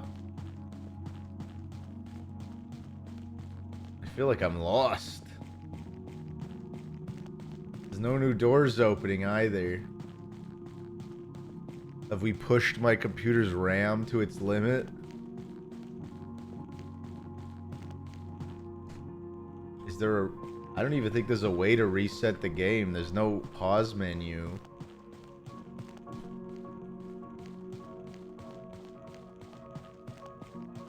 We're just lost in this labyrinth of trumpet fight.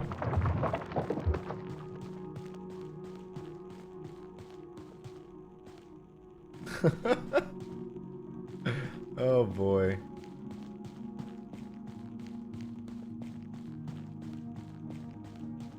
I just need another pedestal.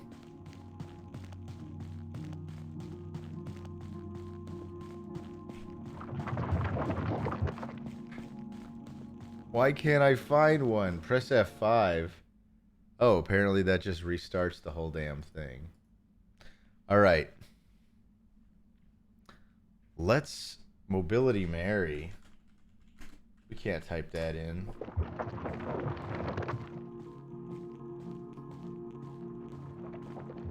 I'm not gonna. Let's. No. Let's. Oh, this is cool. No, let's do. Ozma wants to go to the really cool dragon exhibit. What is that? Oh, that's a really cool dragon. This is the easy exhibition. This is the mythical exhibition. But we're just here to see really cool dragons. That's kind of a cool dragon. What if we were to go to the...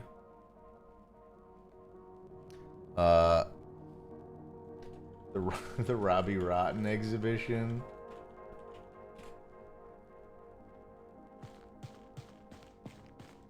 It's a really cool dragon. You know what I'm saying?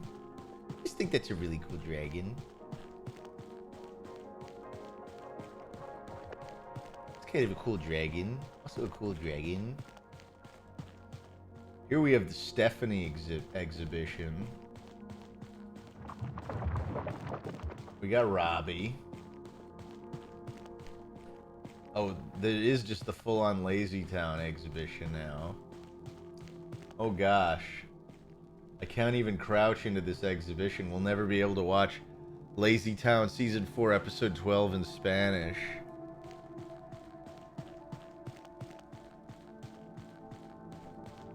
Now we're behind the scenes with Encanto. Dubai Porta Potty Girls. I am so traumatized. I shouldn't hit play on that one, right? It does pique one's curiosity.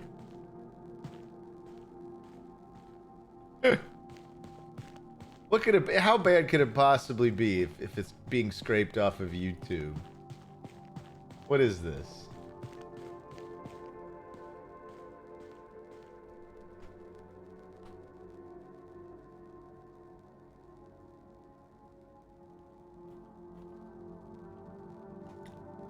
Hope nothing evil happens.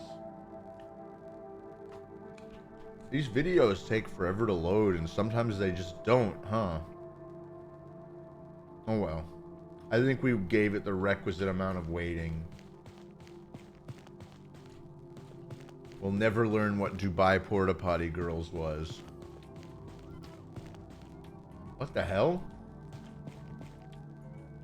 Hi everyone. What the hell was that? Did the video start playing after I left? I don't even want to know.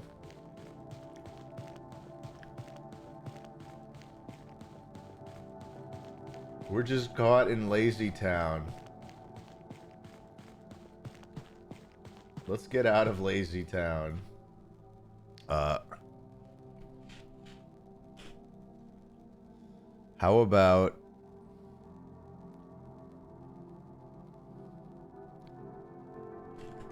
your favorite Martian? Someone said Ray William Johnson. That's where I went with it, Reuniclus.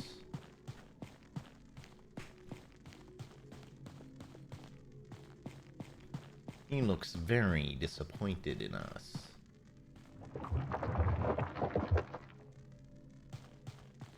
It's the Ray exhibition, of course. No, this is the Lazy Town stuff still. There we go. It's good old Ray William Johnson. And that's... Is this supposed to be Ray William Johnson meets Friday Night Funkin'? I don't know what to make of that. More my favorite your favorite Martian stuff. And it suddenly goes into Promised Neverland? What? I'm pretty sure this character's from the Promised Neverland. Why is it just this one character? Is it because his name is Ray? I think his name is Ray. Well, that's unexpected. Let's go into the anime exhibition. Drawing or vector? Let's go into the anime. Wait. It can't be both ways.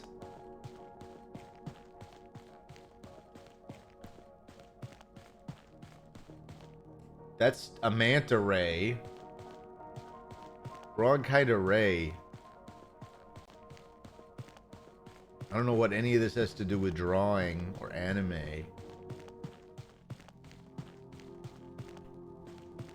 There's just more damn rays.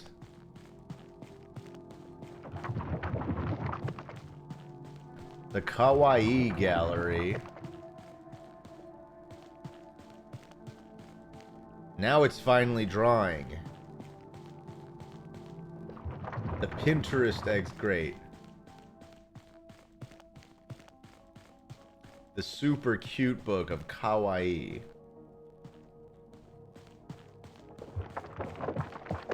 Apparently it just has to look like a Tokidoki thing in order to qualify as Kawaii. The quote exhibition.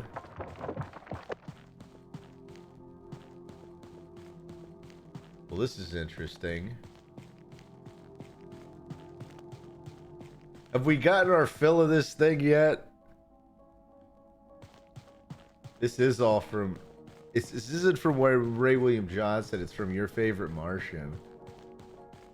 Not even Ray William Johnson. Deep.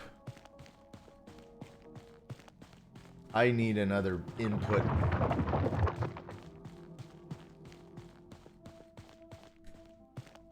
You know what?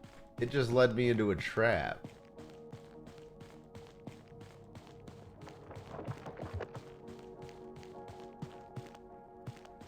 Two separate blue. Now it's trying to show me dark again. Why would I care? Why would I care about dark? It keeps pushing me back at dark. I don't want to look at blue or any pastels. Yeah, we should do a Perry Caravello gallery. I agree. Snowboarding egg.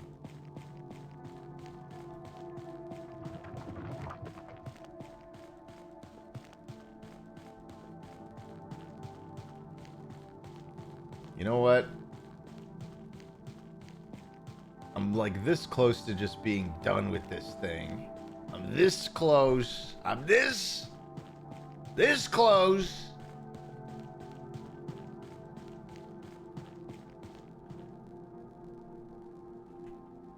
Perry, I don't know how to spell Caravello.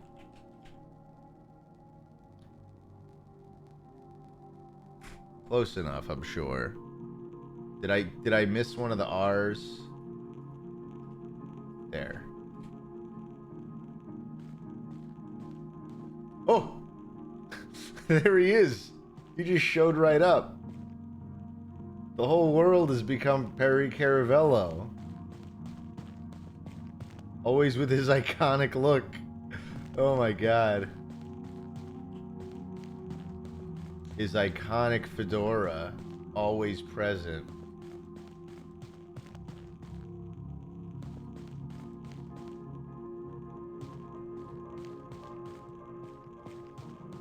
We keep seeing the same topless picture of him.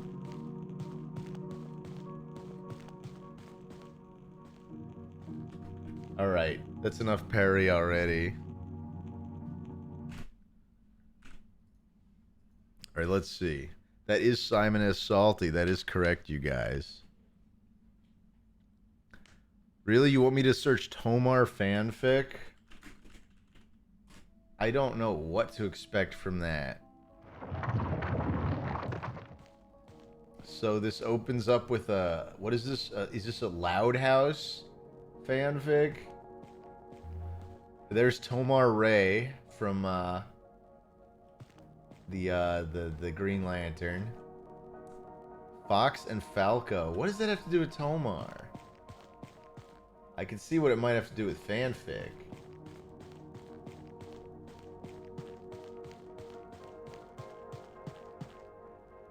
More Falco, or sorry, this is Link and the freaking the character from not Twilight Princess, the other thing.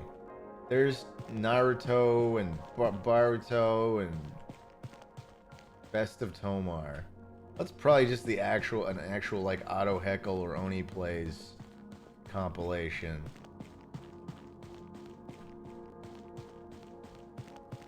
There's a Demon Slayer thing. There's more Tomar Ray. Well, this room's really broken. We can't go that way. Ah! Best of Traumatizing Tomar. That one's definitely an official one.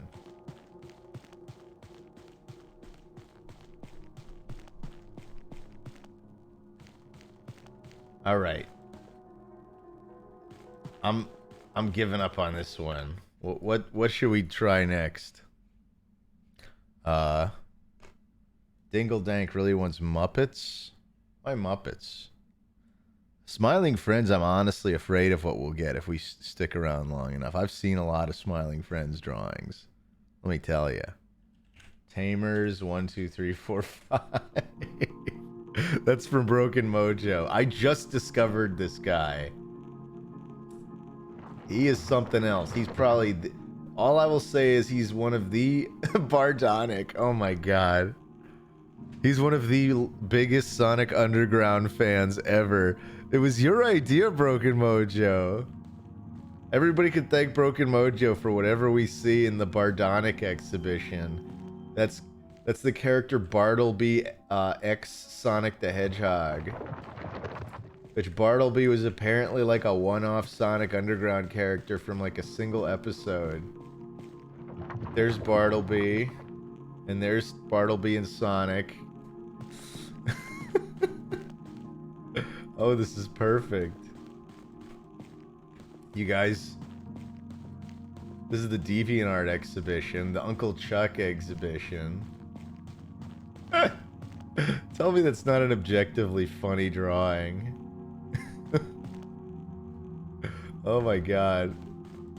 This is the best one yet. And that turned into... I don't know what game this is, but there's a lot of giant tits.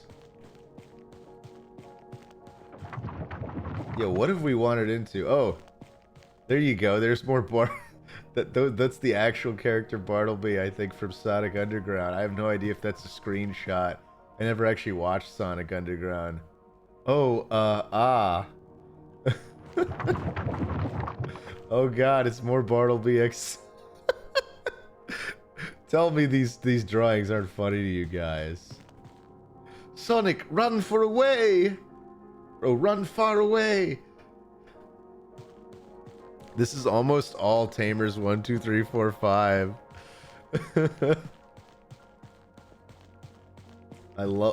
I could go through the Tamers gallery all day, not unironically.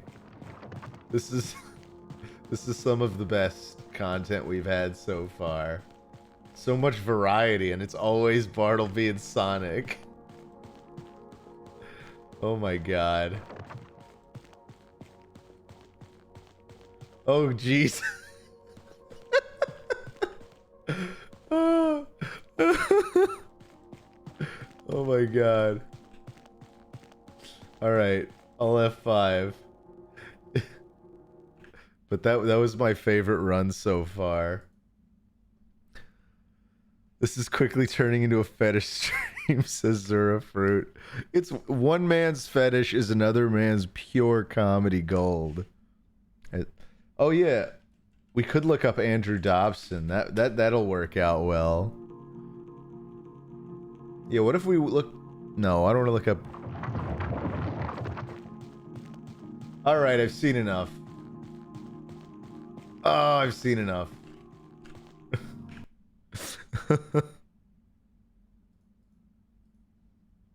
Oni Sephiroth. What would that bring up? There we go. It's like a little Wallace and Gromit thing. Oh, there we go. That's from the Final Fantasy VII collab. That's just a Smash Brothers thumbnail. Oni Sephiroth versus Lyle. Hey, that was me. It got meta. I mean, that's not that surprising. I don't even know what to make of that. Is that a reference to that hands off of whatever the fuck? Someone recommended it to me on here and I tried watching it.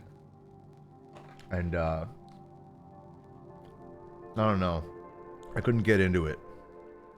By the way, Marshall Maximus 47, thank you for the 95 bits. Look up Gangster Stewie Griffin. If I must.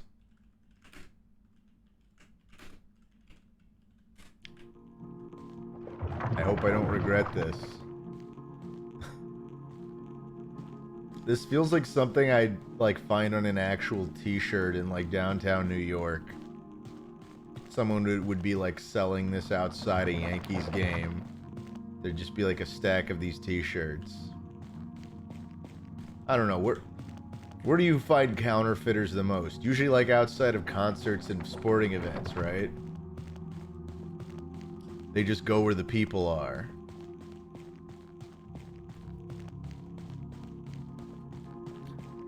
This reminds me of MySpace. Yeah, basically.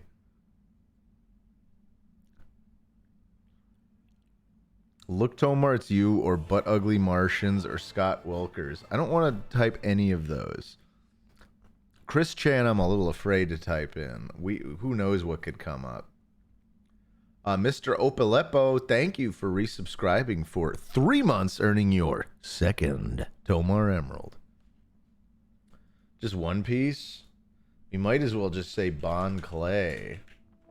But this isn't... See, this is just going to be pictures of Bon Clay. Ooh, is it going to be cosplays of Bon Clay? That's not Bon Clay. That's not Bon Clay. I'm going to stay here where there's real Bon Clay to be seen. Mail exhibition. Nope, can't stay out of the mail.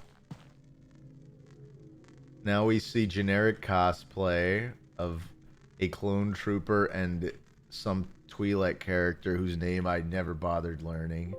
And that just crashed. And you know what? I think it's a sign that we're done. That we're just done with whatever that.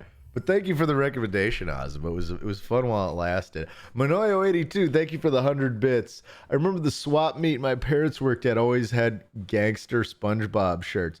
Yeah, you know, if there's like a gangster Tweety Bird or a gangster SpongeBob or a gangster Stewie, that you're in a good place.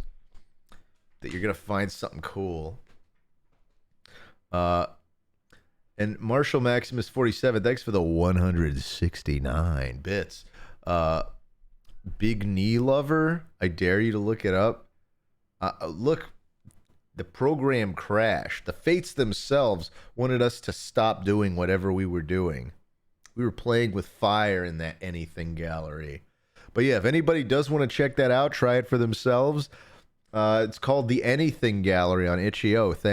Itch.io, I should say. I call it itch.io. I don't know if that's how you're supposed to say it, but yeah, Tyler's linking it to everybody right now, as is Ozuma. So yeah, if you do want to mess around with that, that's a thing. I love to promote whoever it is that built that. That's a very cool use of open source API stuff. And who knows if they might cut him off or not. There's obviously anti-botting stuff to prevent whatever that was from existing, and he managed to get around it. So props to him. Fkim, you searched your name and there's hell of a boss has been hotel content. See, you got to be careful. Imagine if we looked up me and then there was a bunch of Tom Trench Rule 34. That wouldn't have been good.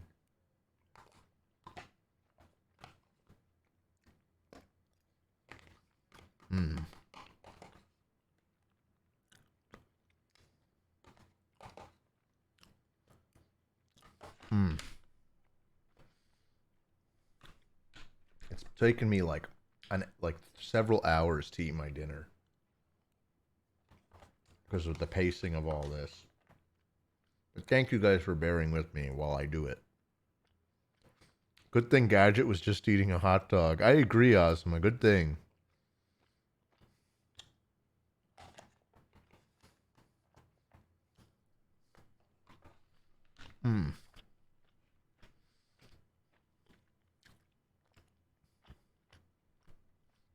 One sec. Let me finish chewing. Hold your horses.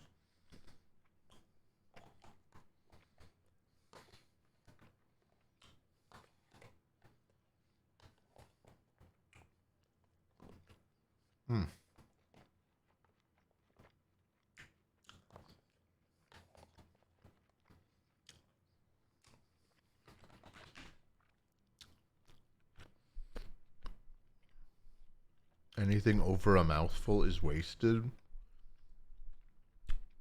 Yes, or a fruit. I'll look up Anka dance. Nothing possibly bad could happen from that. No, we're done with the anything gallery, but let's does anyone have any other cool itch.io things we could try? Something quick, you know, something like little.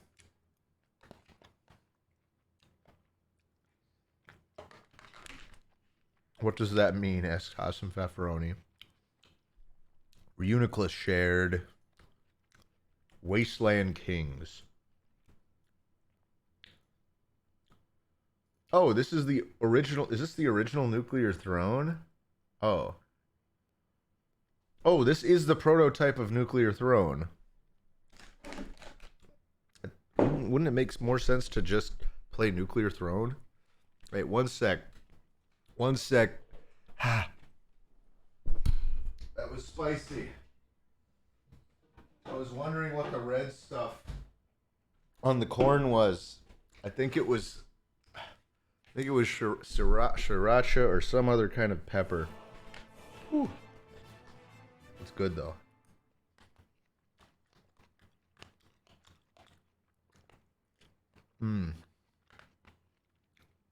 Tomar, we saw your charging port. No, you didn't. Like, what could... It's like I get up.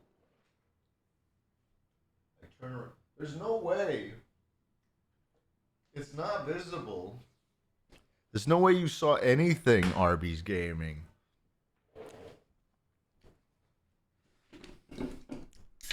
Hi there, CD Repo Man. First time chatter. There's a charging port in the back of my neck. Should I get one of those cool Hitman tattoos? That's just a barcode. Ah. That's good though. He did the Valve intro. Doom, doom. I love that intro. It's like, you know, it's a little old now. I've seen it a million times, but I remember the first time I saw that. It was very cool. With the big valve stuck out of the guy's head. Penelope's Odyssey. Lenny the person, you're not the first person to suggest I play Penelope's Odyssey. Do you guys really want me to play this? Oh, it's free? Who else asked me to? One of the mods told me to play Penelope's Odyssey. Was it just you, Lenny? And I am mistaken? I thought someone else brought it up too. It was Lenny. Okay, it was always Lenny. If it's free. All right, we're going to check out Penelope's Odyssey. Never played this. Don't know anything about it other than I think it's about a rat. Lenny keeps saying, make sure you limit the FPS. I was going to say, well, I have a 144 FPS monitor. Can I set it to that? All right, it's downloading as we speak. Penelope's Odyssey. All right, I'm launching Penelope's Odyssey.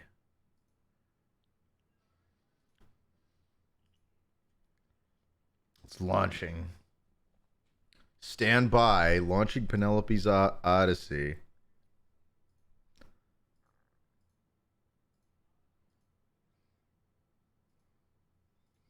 Here, do we have a capture? We do. And how do I limit the FPS? Is that an in-game menu thing? Once upon a time, Penelope and her owner would read fantasy books and act out the stories. They loved... Oh, shit. Until one day, there were loud noises outside, and Penelope's owner and family left in a hurry. Penelope didn't know what was happening. She decided to wait for her owner to come back, but days turned to weeks and Penelope couldn't wait anymore. She was going to find her owner. Oh, and here we are. So, options. How do I limit the FPS? The FPS is tied to health? There's no way to do this. Did you expect me to get some secondary program to mess with the FPS? I don't understand.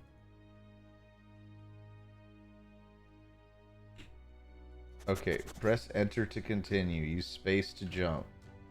This game isn't broken as hell. Are you saying this is due to FPS issues?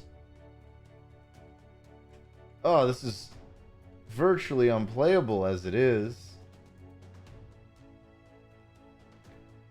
How am I supposed to limit the FPS? You never explained that, Lenny. I thought it would be in the options menu. Penelope is starved, you lose?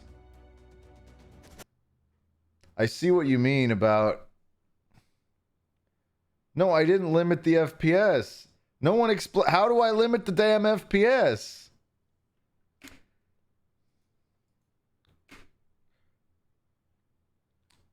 Use GeForce setting.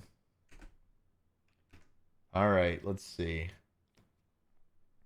So you're saying if I go into the NVIDIA control panel or whatever...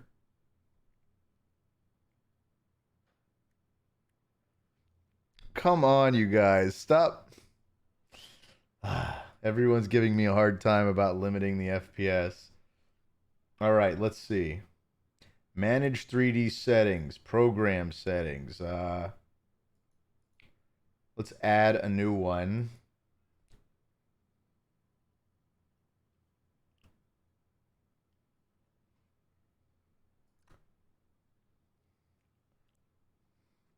And also, you never said what to limit the FPS to. Stop telling me to limit the FPS! You guys are evil. Lenny, now everyone's harassing me. Alright, add selected program, Penelope's Odyssey. This doesn't even let you set frame rate. Oh, wait. Max frame rate. Not use global setting off. Okay, on. Alright, here, I found it. What should I limit FPS to? Like 30?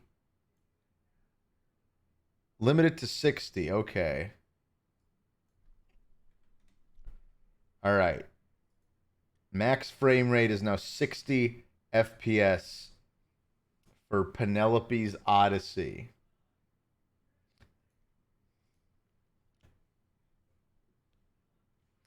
Alright.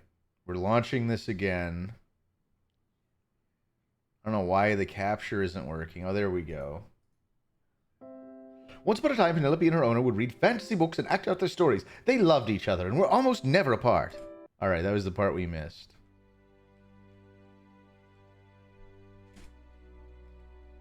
Click and hold the left mouse button to stop and sniff for objects. Click and hold the right button to sniff for food. Watch your hunger meter. Don't let Penelope starve. She's already starving! This freaking sucks. I'm sorry, Lenny. This sucks. I guess I was never supposed to go up that ramp, though.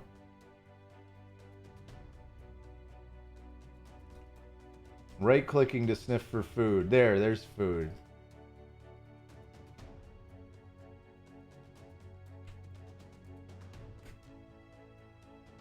Alright, let's jump onto this.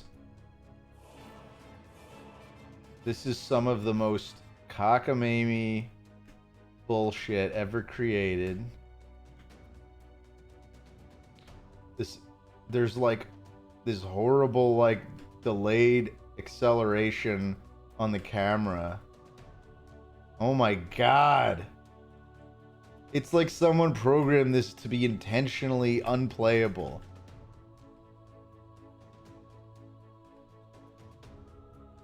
The momentum system is completely off. Monster gift! Alright, we sniff around, and what does that reveal?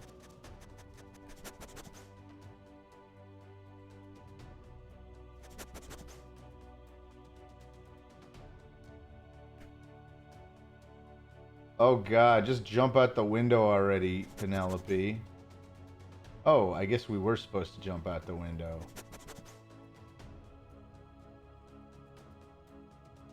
Is there any usable food over here? Does this thing count? That's just an old milk carton, I guess. It's sending me, I guess, toward this corner.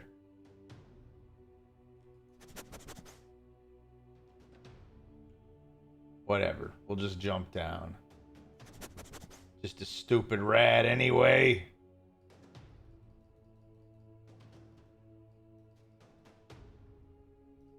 I thought right click. Oh, it's shift right click. She tried to put this on me a while. Wait, put what on me? The hat? Oh. This is awful. I'm gonna starve again. Yeah, I thought right click was it. Damn it, Penelope. The adventure will continue. I'm gonna try again. WASD, space to jump.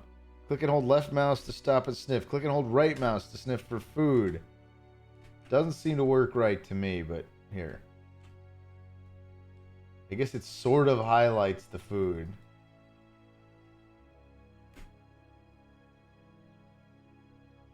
All right, we ate. We go down here.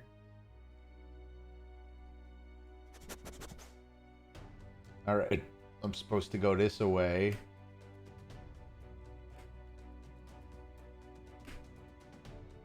Oh my God, Penelope. You're killing me, Penelope. All right, we found the hat. Now it wants us to go over this wall.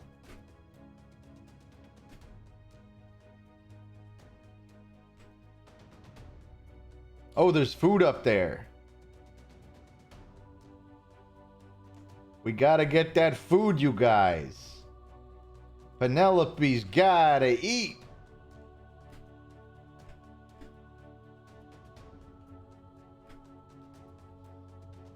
No, Penelope! There's no friction!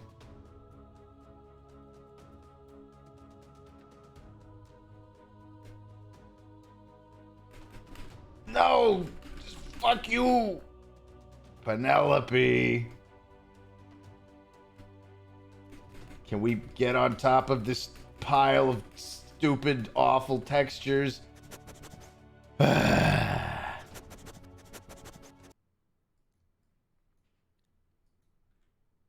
We need to get this mouse a hot dog.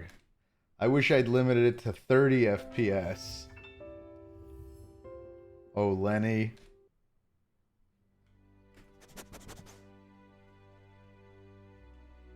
Why enter? You don't use enter for anything else. Just let me click.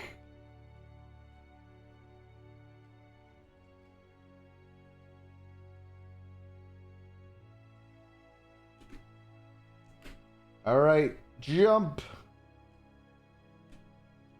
Or we gotta make sure we use Penelope's running feature. We gotta find the hat.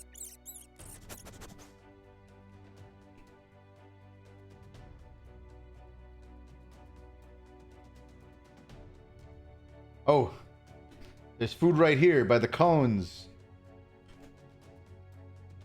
You don't retain any of your momentum when you jump. It's like a fixed momentum. It's awful.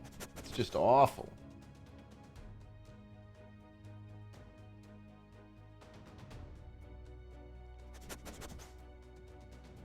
Come on. You're gonna starve in seconds, you dirty rat. All right, I'm going around the corner. Where the hell is it taking me? Ah.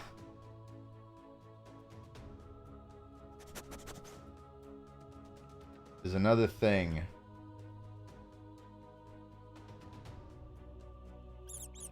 A pocket watch. Oh, there's more food over here.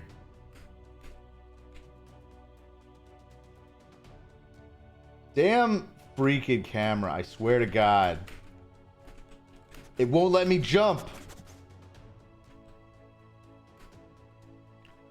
This game is so broken. Alright, we got the stupid hot dog. Alright, so it still wants me to go this way. God, I wish you didn't have to stop and sniff every time.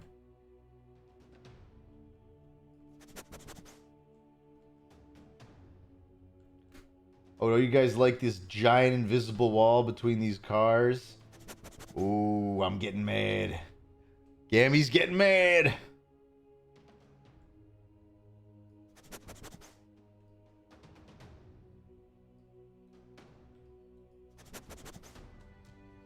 Am I expected to climb this stack of boxes? I guess so. Where's the nearest food? Oh my God, this is the worst camera in the world.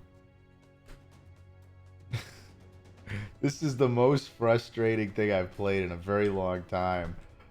Oh! Where the hell were you directing me? We're gonna freaking starve again. Oh, there's a dog. Oh!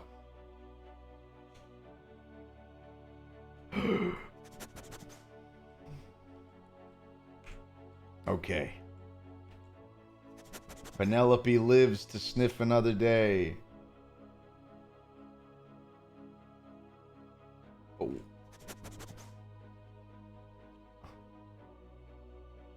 Where is it actually taking me?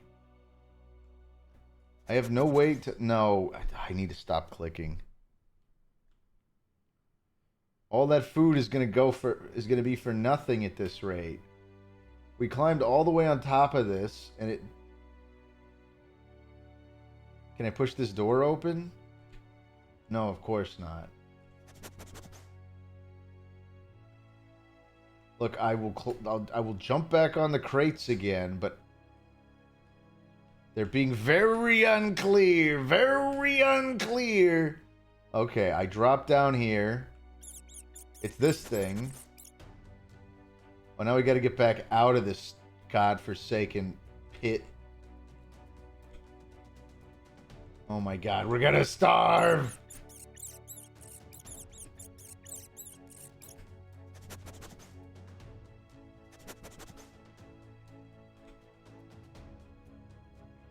If only the hot dog... Oh, there's a whole hot dog stand there. Penelope, you suck. Should I try this horrible, horrible game one last time?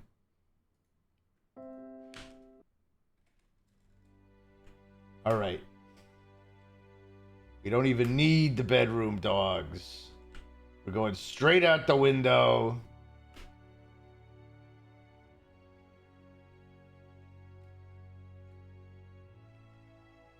Ooh, we got a nice glitch over that.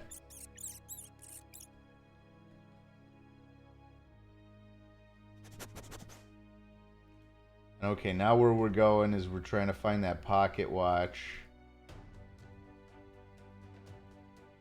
We're gonna eat this dog over here by the cones.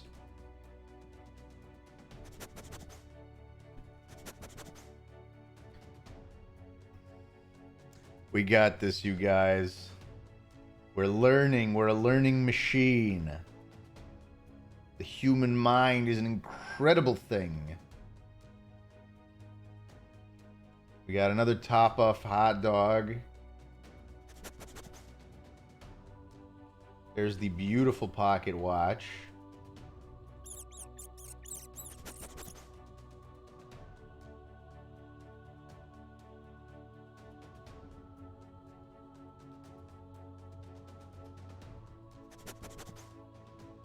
We're gonna go get this dog.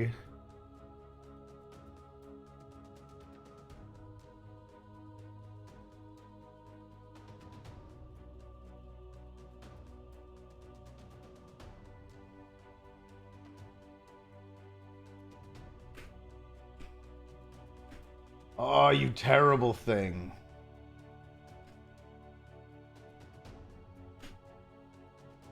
Ugh! I should have never tried coming up this side. I should have never trusted you, Penelope.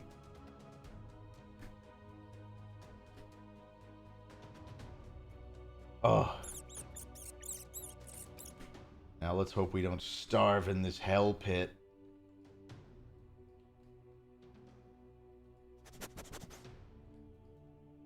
I feel like I had seen... Was there more food on this side? Yes! Yes! In this barrel.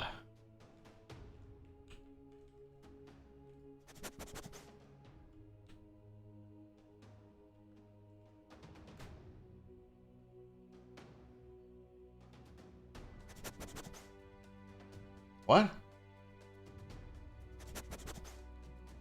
Oh, blatherskite.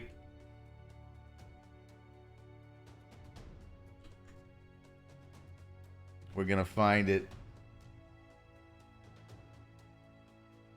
There's the big hot dog stand. Surely there's a hot dog near the hot dog stand. I say, surely there's a hot dog by the... There isn't, is there? Oh, this vile, wicked game. Created by vile, wicked minds.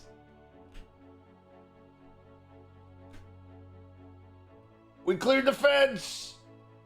Oh, there's a hot dog!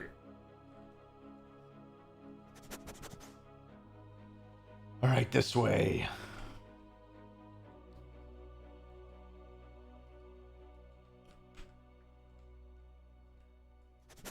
Oh, that's the backpack. We're getting so close.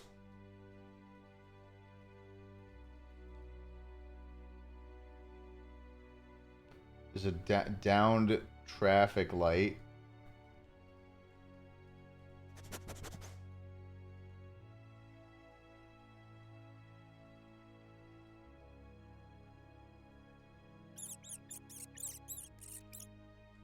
Okay, I found all the stuff.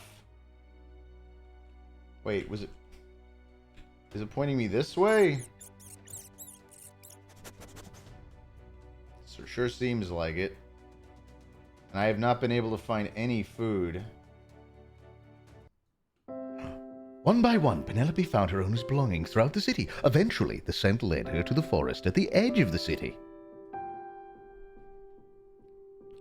As Penelope made her way deeper into the forest, she... It's a gifting spree! Thank you, Lenny, for the gifting spree. As Penelope made her way deeper into the forest, she started getting worried that she was going in the wrong direction and might not find her owner. As Penelope reached a clearing, the scent of her owner got stronger and she saw a figure in the distance. Thank you seriously very much for the gifting spree, Lenny the person.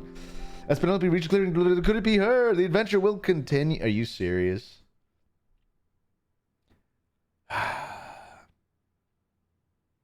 Well, we beat the game. We beat Penelope's Odyssey.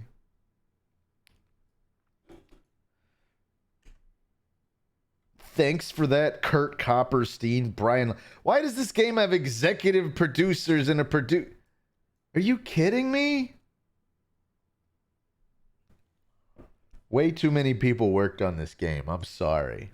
I don't mean to be a dick, but how do you need this many people? I'm hoping there's a lot of repeated names in there.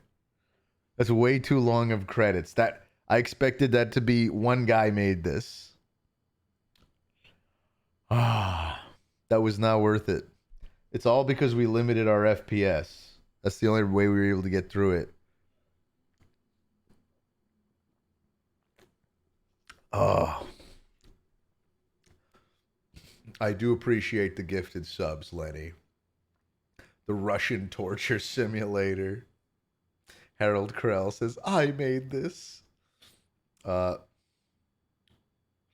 were you listed under motion capture? Wait, what? I like you, 9-Piece McGoober. I knew I liked you. First time chat. Zachris XO. XO Chris XO. Says, Tomar! Hey there, XO Chris XO. Mad Meat. Says at Lenny the person, thank you for the gift sub. Kosama, one guy with many names. It could be. Tomar, congratulations on beating Mouse Quest 3, says F. Kim. That was really something. That was probably one of the worst designed games I've played in, so long. Lenny, had you played that game? I mean, you knew about the FPS issues, the fact that it was horribly programmed to operate off some fixed FPS that we didn't know about. You did play that, Lenny. And you made me do it anyway.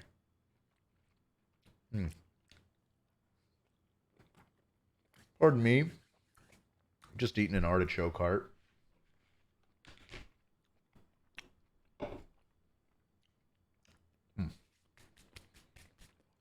Harder than Dark Souls, says Hassam Pepperoni. Was that really Lenny's game? You're lying. You're lying. Oh man, Penelope's Odyssey. I wonder if they ever... I hope they never tried to charge money for that. That was acceptable as a free game. Barely. Barely. Like, is that really how it is being a rat, though? My heart goes out to rats if that's really what it's like. Because, like, Yeah, is that why rats they'll eat everything because they'll literally die if they don't eat for like what 30 seconds? What an existence. Rats in their little backpacks. I just that was an experience. By the way, do you guys like pretzels with mustard? I've got some of my these are some of my favorites when I'm snacking at home. Thank you, Grimward, for the monster gift. Much appreciated, Grimward.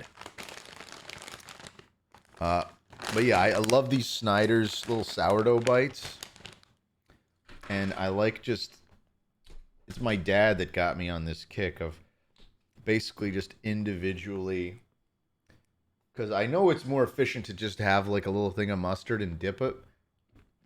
But just individually putting brown mustard on each one. It's delicious.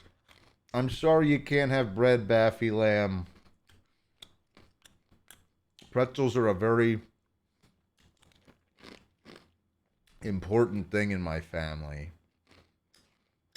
It's like all we eat, and I inherited the love for it.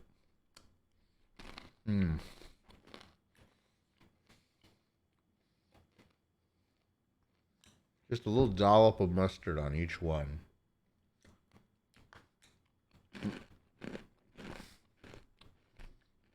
It's the perfect combo.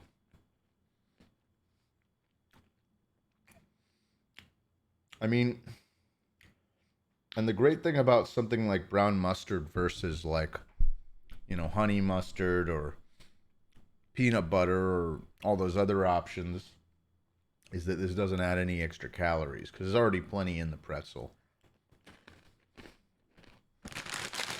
I'm just going to have what I laid out here. And that's it for me for the day. I'm allowed to have another, I don't know. These are like part pretzels. Another 3 and that's it. Plus that other little broken piece. Mustard is 5 calories per tablespoon. I mean, yes, so it is. Actually, 5 calories per teaspoon. All right, you win. There's calories in mustard. But it's still a lot less than all those other things I named. Peanut butter is one of the most calorically dense substances on the planet.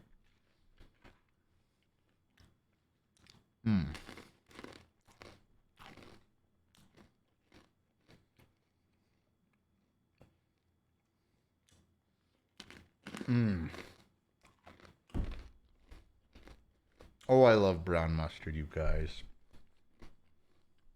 I'm going the Nikado avocado path. I'm just going the forgets to eat all day and then has to compensate at the end of the day despite a stream going on path. I promise you guys I will never eat a giant bowl of hot ramen here in front of you. No, I can't make that promise.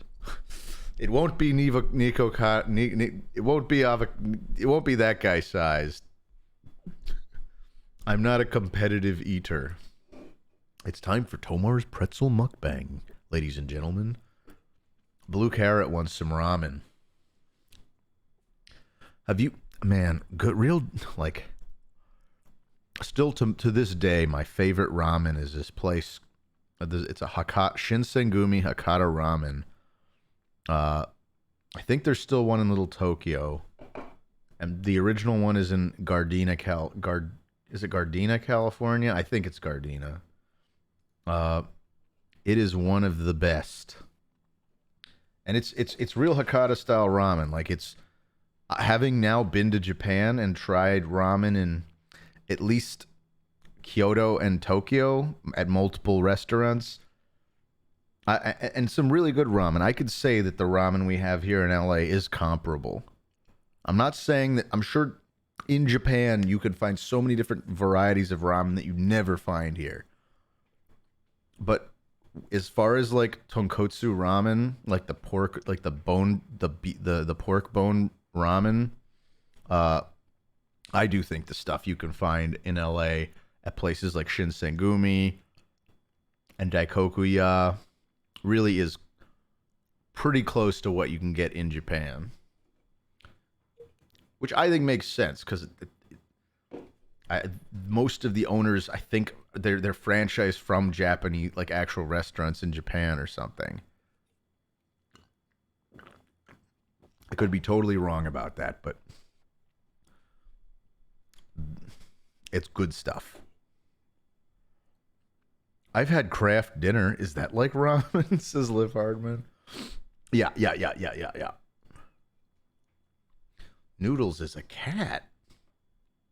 I wonder if they have to deliver water from Japan. I don't think it works that way, Soviet Hulk.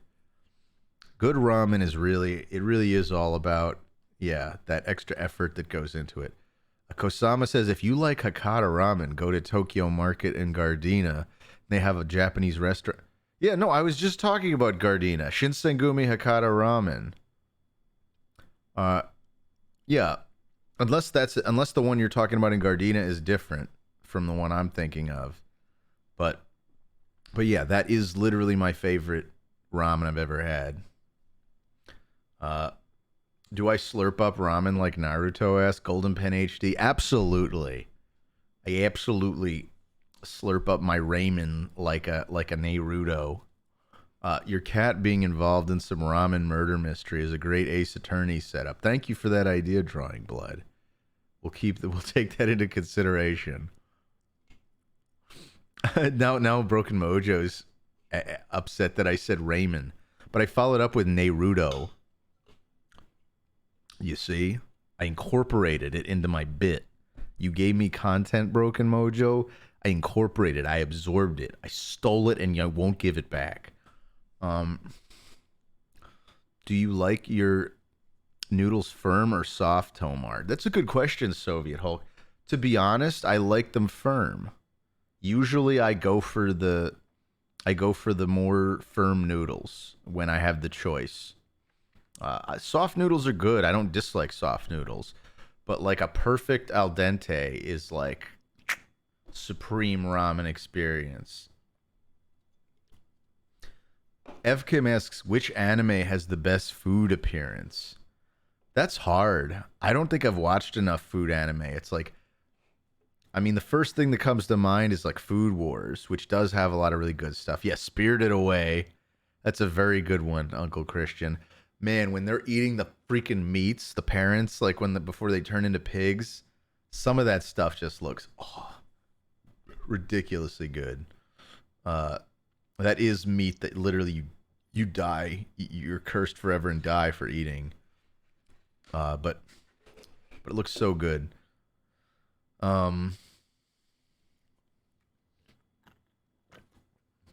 That one comic of Hunter x Hunter with the turkey, but everything else is a sketch. I need to read Hunter x Hunter. I really do. But yeah, so Food Wars has some really good stuff. Yakitate Japan even.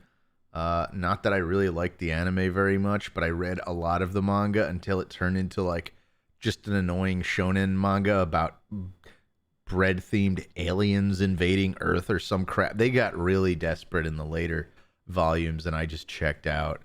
But if anybody knows Yakitate Japan, it's an anime that's all about baking bread. And I watched that. I know this is not anime, but did anyone ever see that weird the Sweet Tooth Salaryman show? I'm trying to remember the actual name of it. It was on Netflix. Let's see, Sweet Tooth Salaryman. Yeah, Kantaro the Sweet Tooth Salaryman. It was a really goofy show, but it was basic. It was literally food porn, like and with a focus on desserts. It's about a Japanese salaryman who is secretly obsessed with desserts.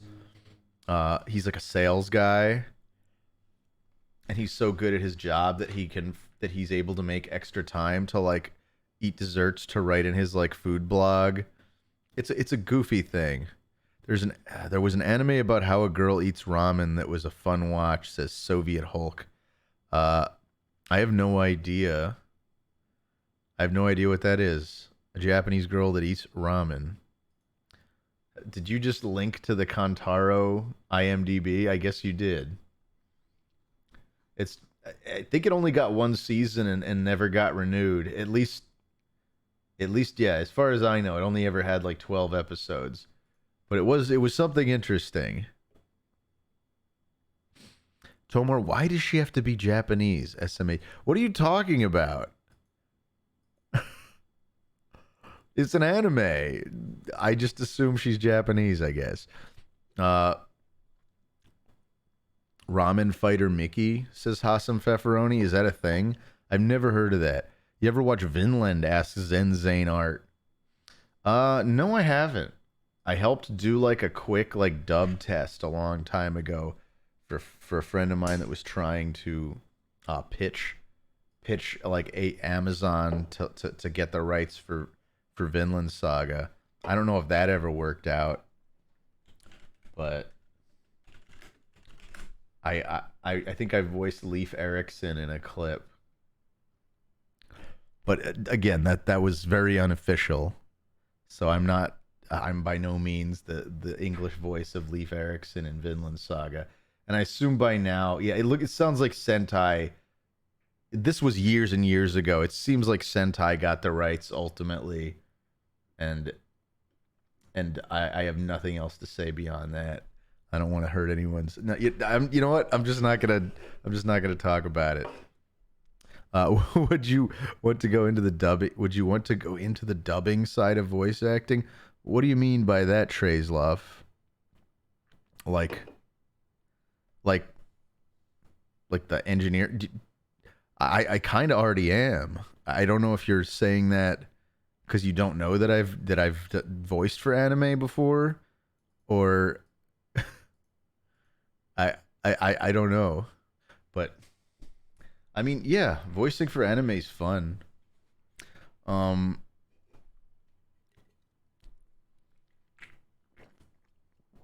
That's a manga / anime. Very silly. What? Tomar destroys fake fan. No, Treyslov said, would you? I really was trying to understand the question. I thought they meant like going. I have done some dubbing though. I've been in a couple things. You can look it up if you like.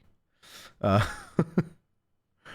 Tomar, or maybe you're just trolling. I don't know. I never know anymore. Everyone's always trying to gaslight me. Tomar, have you ever thought about being on that Oni Plays channel as a guest? You know what? They're not bad. I don't know how I'd like fit in the dynamic though, to be honest. I feel like I'm like, what? Do they need like a straight man? Like someone to just have like really stupid reactions to their hypotheticals? Like I guess I could do that. Yeah, it'd never happen. They never have me on there. Tomar, would you ever join a Let's Play channel? I'd think about it. I don't know, Dylan. Tomar slowly pulls down his green screen to flex his play button. Oh, you know what? Look at that. You're right, Tyler. Tyler predicting the future here. We have a play button. What's that color? It's like like bronze, I think. I think that's bronze. But you know. That sound was god awful, says Arby's Gaming. Oh, of the green screen. That's a brown play button. Exactly, Dylan. Tomar, there's this website called Newgrounds. Oh wait, Exo Chris, wait. Tell me more. Tell me more about that was my chair? What was the I didn't hear a terrible noise on my end. It must have just been picked up weird by the mic. Tyler programmed your mind to determine what you do. But yeah, we keep our little golden play button right here behind this chunk of green screen. Just so you guys know. This is Nintendo shit button. That was his bones. Tomar is looking forward to voice acting Zipper in the next Zone animation. You guys invented all this. The noise was Tomar trying to sneak a fart. I didn't fart. I would admit it. I would admit it if you guys heard it. I wouldn't admit it if you guys couldn't hear it. But if you guys heard it, I would admit it. How often do you deal with Japanese voice directors that make you enunciate things in a specific way? Asked Cam Bam Dam. It's surprising. It's much more likely on a video game that will actually have someone from Japan on the line. It's usually all just done by domestic like dub directors, often with no one from the actual like parent company in the room. But it really does vary project to project. It is much more likely to happen on like a Japanese video game than for an anime. That's just the process. Anime is just very low budget, and they try to do everything as like bang, bang, bang, bang efficiently as possible. And sometimes it shows. No, actually, Zone Legit said last time they were on, Tomar, would you still be my friend if I drew Gadget? Oh, I missed that, but yeah, of course I would. I would not be offended. I mean, I wouldn't. Tomar, what are you going to tell us? When are you going to tell us where the bodies are buried? Says first time chatter Daniel Mockridge. It would really help your victims' families grieve. Well, I'd rather let them keep their hope. How about that, Daniel Mockridge? I'm not that bad of a guy. If they saw the bodies, then there would be no doubt what I did. How would you explain the FF7 remake? Says Calm Down Bot. Like, how would I explain it? Like working on it, or just the game itself's existence? I don't think I understand the question. Cam Bam Damn. What type of art style do you like in anime? Asked a little choked out.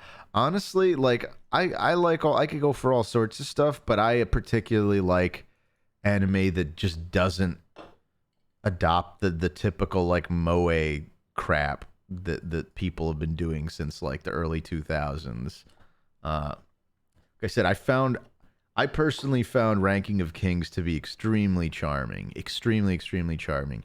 I've seen the first episode of Odd Taxi Tracy Loft. It seemed interesting, but I haven't watched any more of it. I did not get like hooked, but that doesn't mean I didn't like it. I've checked out the first episode of a lot of anime, and oftentimes that's where I decide if I'm going to keep going or not. Maybe I'll check out more Odd Taxi later. Did I dub in Beastars? Asked Soviet Hulk. No, I didn't. But I have seen the whole first season. Dubbed, as a matter of fact. Beastars is alright. It's not my thing, but it's not bad. If you could will a Resident Evil or FF7 style remake of any old games into existence, what would it be?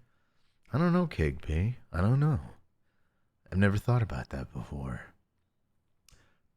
You're saying like a full remake, not even just like a port, right? I don't know. I feel like I have nostalgia for too many things that just wouldn't like stand up. I was gonna say like Skies of Arcadia or something. Like that was a game I absolutely loved as a kid, but I also haven't gone back and tried to play it again, and I have a feeling it wouldn't quite have the same oomph to it. But it was a fun little anime game, let me tell you. It was about pirates, about sky pirates. Tomar, what would you do if your left eye socket grew by 150%? My eye wouldn't then my left eye probably roll right out of it? Is that what would happen? Now I want to know. Liv Hartman says Pac-Man 2. Yeah, we need a remake of Pac-Man 2 that's fully traditionally animated, frame by frame, 24 frames per second, all done like completely traditionally, not even with sprites.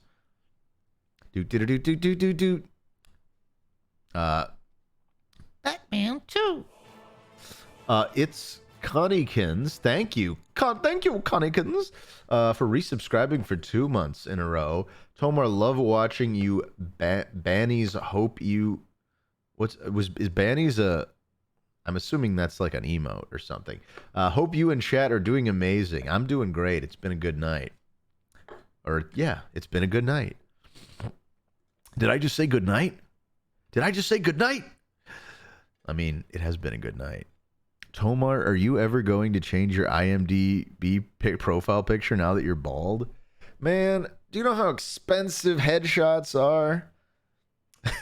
I think I really do think my last set of headshots I got done in like 2013.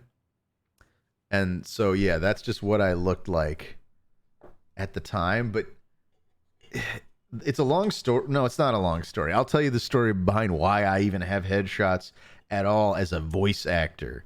It was because I got a callback for Camp WWE, which was like a Stupid Buddy show, like a stop motion Stupid Buddy show about like WWE characters at like a summer camp. And I got a callback for Ultimate Warrior. And in fact, I was shortlisted and I was going to be cast for it. And then the real Ultimate Warrior, no, sorry, I take it back. I was not Ultimate Warrior. Real Ultimate Warrior is deceased, so that wouldn't have happened. It was Jake the Snake. I specifically remember now. It was Jake the Snake. I was shortlisted and I got a call back for Jake the Snake, and I came back and I did the call back, and they seemed really keen on it. And then my agent tells me like a week later, they're like, oh, they got the real Jake the Snake suddenly became interested, and insisted on doing it himself. So I didn't wind up getting that role because of the real Jake the Snake wanting to play himself, which who can blame him? But for the callback, for whatever weird reason, I've never had this happen on any other voice acting thing. They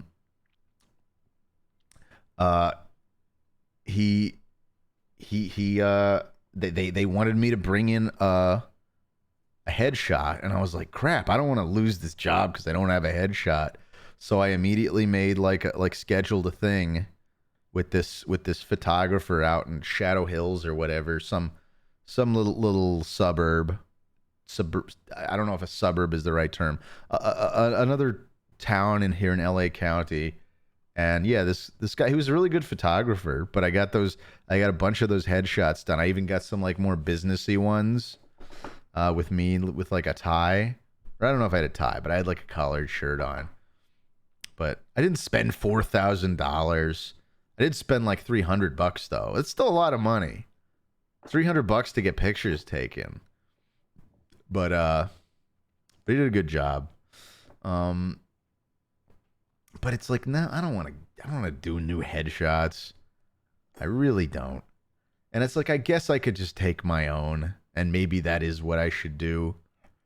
But there's something about like when you get them done in like a studio setting and they have the backdrops and shit, and it's like, you know what? I could probably just rent that out for a fraction of that. Or even just like take a picture in front of this green screen and then put whatever the hell backdrop I want. You know what? That's what I'm going to do. I am just going to take my own damn headshot if I do another headshot. Damn it.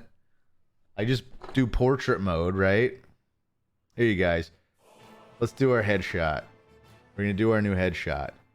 We got my little pixel here. We're on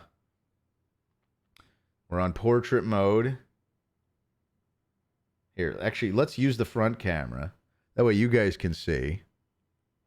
All right, here we go. It's still green screening out the green part. Let's hold on. This isn't gonna work out too well, but I'm gonna try. Am I covering? How much? I'm covering the camera. Here, let's do this. And we're gonna take a photo.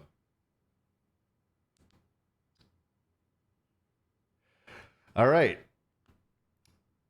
That's terrible. That'd be the worst headshot ever. Look at that thing. I hate that. That's bad. I look like a doofus. But the point is, that's how it would go. Take a slightly too zoomed in 240p webcam picture. Exactly. Tomar, would you ever do meetups or something at cons like Anime Expo as Zora Fruit? Well, I mean, I don't know about a formal meetup or anything, but what I will tell you guys is I will definitely be at Anime Expo because I don't know if have I mentioned this on stream. I got asked to be a judge for a little for a it's like a fan run event. It's not like it's an official panel at Anime Expo. Like they got a room and everything. But there's an event called Waifu Wars. It's the third. Apparently, it's the third ever Waifu Wars, and I'm gonna be a judge on it. And I don't totally understand how it works, but apparently, it's something to do with picking random audience members and having them do like a competition, representing kind of as like the champion of whatever anime character. So I guess it's gonna be 9:30. On the night of July the 3rd. That's Sunday night. Of course, everyone gets Monday off from work and school, so that shouldn't be an issue. 9:30 p.m. Sunday night. Tomar is going to be at Waifu Wars. So if any of you were already planning on being at Anime Expo in Los Angeles this year, I will be there. And Cam Bam Dam says, sounds cringe. It may be. And I've never been more excited for something. I think it's going to be cool. Like, regardless of the outcome. I don't want to go saying anything's cringe. I'm not going to call it that. But if I happen to witness cringe while there, I will consider myself fortunate. Broken Mojo's legitimately afraid to go to California. That's fine. That's fine. Nobody has to come. I'm just letting you guys know. If you are going to be at Anime Expo, I will be there. And if you run into me, I will not ignore you. And so if you're interested in a meet and greet sort of situation, I'm never going to do anything formal, but if you say hi to me, I'll say hi back. If you ask me a few random questions, I'll answer them. If you follow me around for a half hour, I'll pretend like it isn't annoying. And so on. no, but just as long as you guys are cool, and I think most of you guys are cool, I have no problem meeting up with anyone at Anime Expo if you're gonna be there. What day did I say, Tomar? Sunday. I believe that's July the 3rd. So I think Monday is the 4th of July, but let me confirm that. Yeah, Sunday, July the 3rd at 9:30 is when the panel takes place. Oh God, F Kim with the terrible selfie. Why'd you have to make that into an emote? Why? F Kim. Tomar, you should watch some old. What does that mean? I should watch some old Arby's Gaming. What is that? Why should I watch some old? Oh, I can actually still purchase a ticket. Hey, if you guys want to go to Anime Expo is at the LA Convention Center. It's a huge anime con. It's one of the bigger ones. Probably the biggest one on the West Coast. I think. Someone correct me if I'm wrong there. I know there's some really big ones on the East Coast and like the Northeast in particular. But I think Azuma just confirmed I'm right that it's the biggest one on the West Coast. Yeah, I think last time it ran, the attendance was like over 100,000. So super spreader event, right? I honestly, I haven't been wearing a mask out much at all anymore, but I will probably wear a mask to that thing just out of principle. Just like, not even because of COVID, just because of all the other crap that gets passed around at cons. Anti-vax smart. Yeah, I'll wear a nice perfumed mask to avoid the body odor. Exactly, Mr. Opalepo. That is a thing. It doesn't happen at every con I go to, but it happens at a lot of cons where you really do have, you guys have seen it where they put up the signs that are like, chicks think it's cool when you shower, to like incentivize all these smelly men to just wash their pits once in a while. It happens. That's the con-going crowd for you. Not all of it, but enough of it. Something tells me the mask isn't going to stop the weird airborne venereal diseases that are passed at cons. Look, I'll take what I could get. Maybe I'll just get an actual rebreather, like a full-on like elephant gas mask looking thing that's hooked into like an oxygen tank. I'll breathe pure oxygen and get slightly high, and then you'll just see me at Anime Expo walking around in a gas mask, sort of stumbling. That happens, right? When you breathe pure oxygen, doesn't it cause kind of a little bit of a dopamine reaction, or I don't know, maybe it's just, I think it gets you a little high. I've heard that. I've never tried pure oxygen before. I mean, I guess I've been to, I went to one of those oxygen bars once for fun, where you put the little, is it like a thing you put in your nose? I don't even remember. I always thought it was goofy.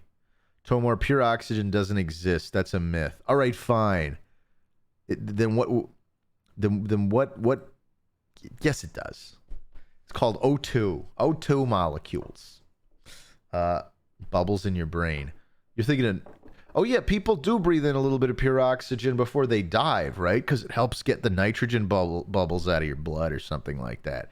It helps lessen the effects of the bends. It would just be O. Well, I'm talking about the O2 molecule, Mr. Opalepo, which is far more stable than your simple O.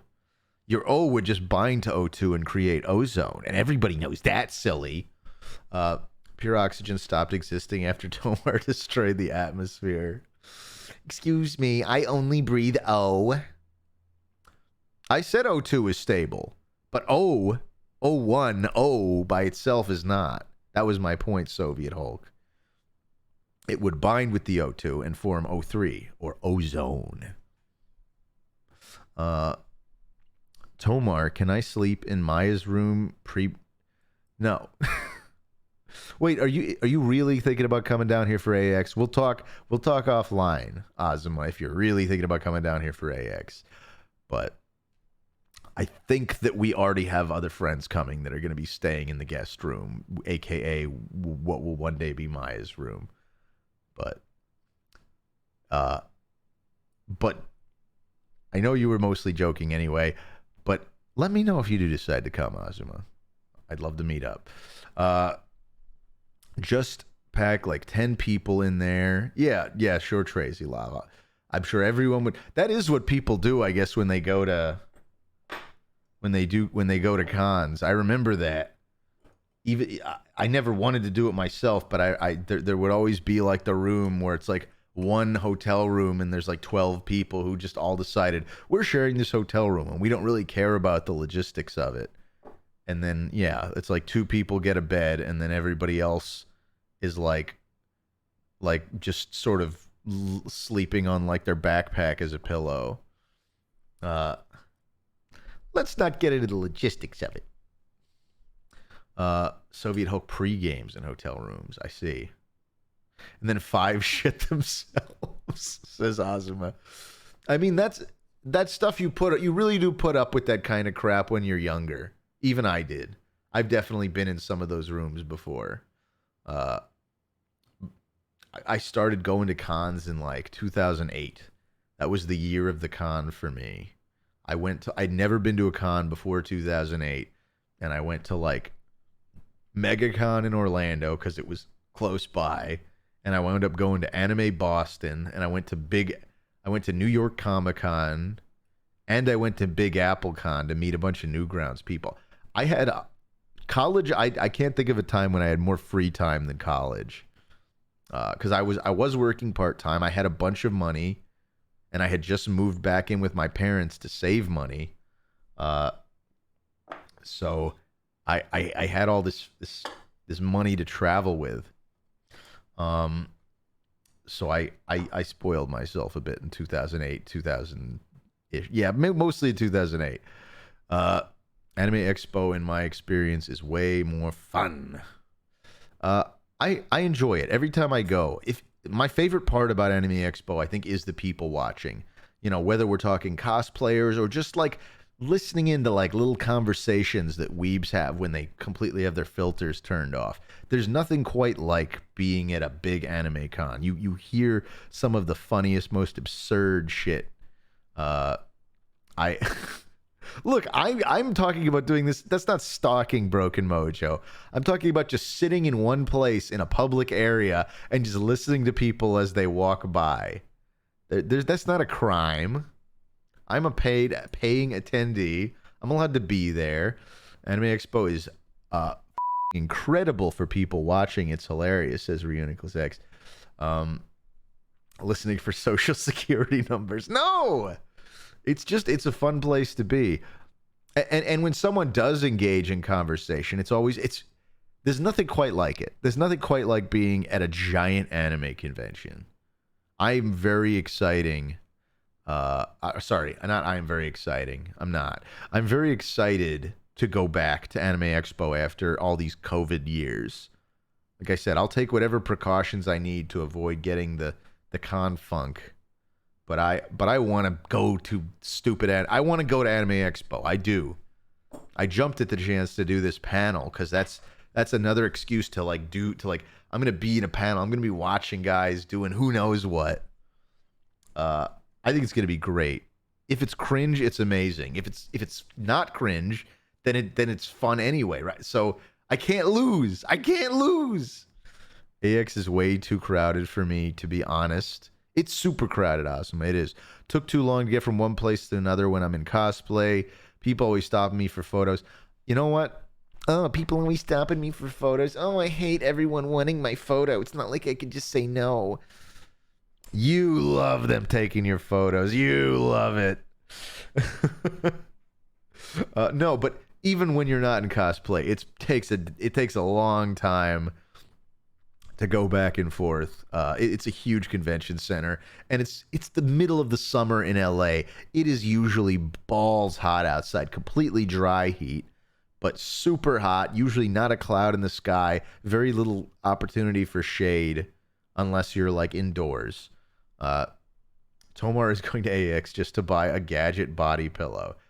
You found me out, F. Kim. That is the real reason I'm going. But I can't let you leave here alive. Someone tried taking a pic with my GF, and she was just wearing normal clothes. Did you stop him, Kosama? Did you give him the old 1-2? Did it make that sound effect? Do you get sensory overload and make little deer sounds at the cons, Tomar? Asks Puglord12. No, this isn't TwitchCon. It's Anime Expo, Puglord. Are you explaining Las Vegas? Asks Miguel Vision. No, we're talking about Anime Expo.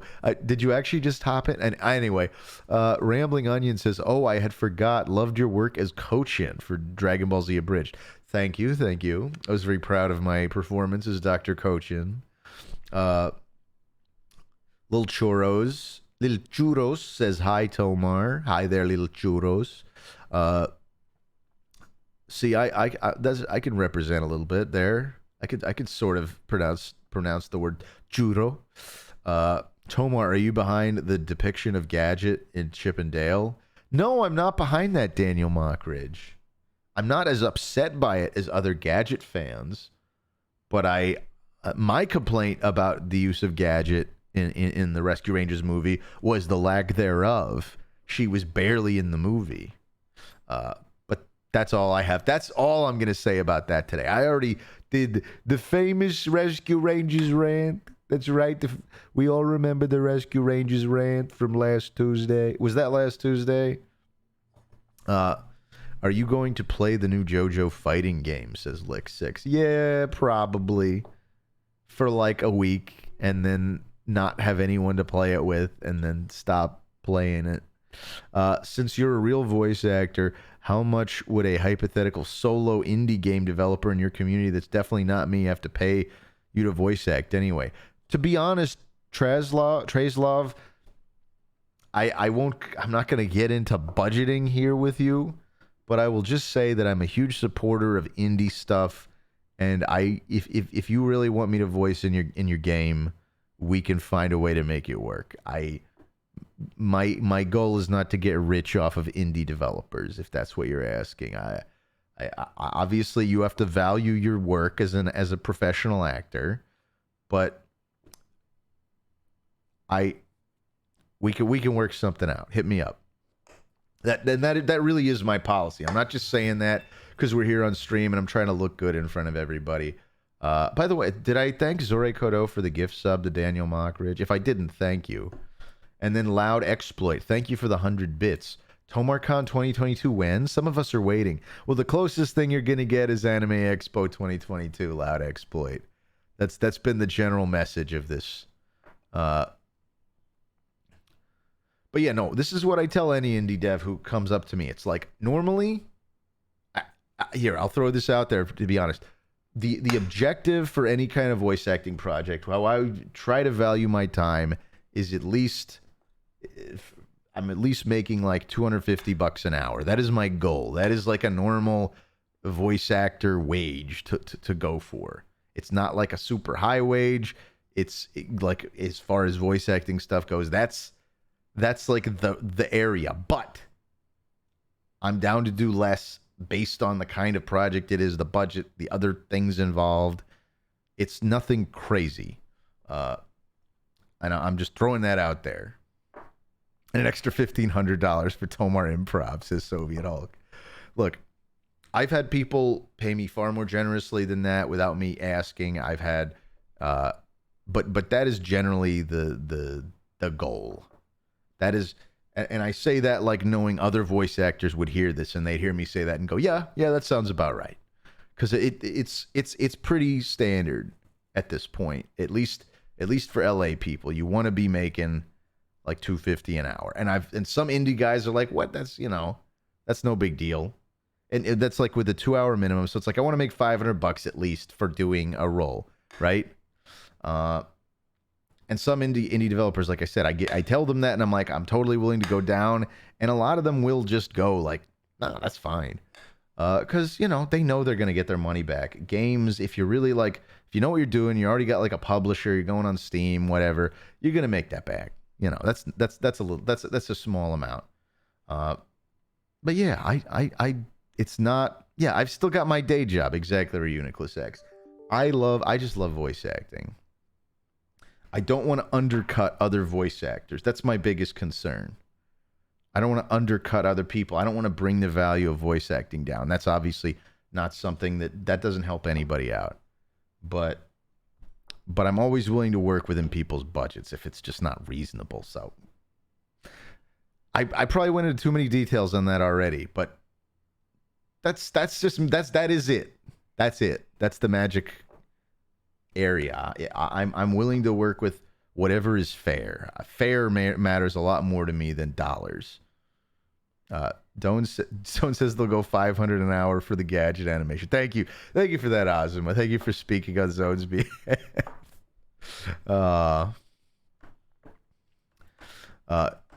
What about Bitcoin? Says Mr. Opalepo.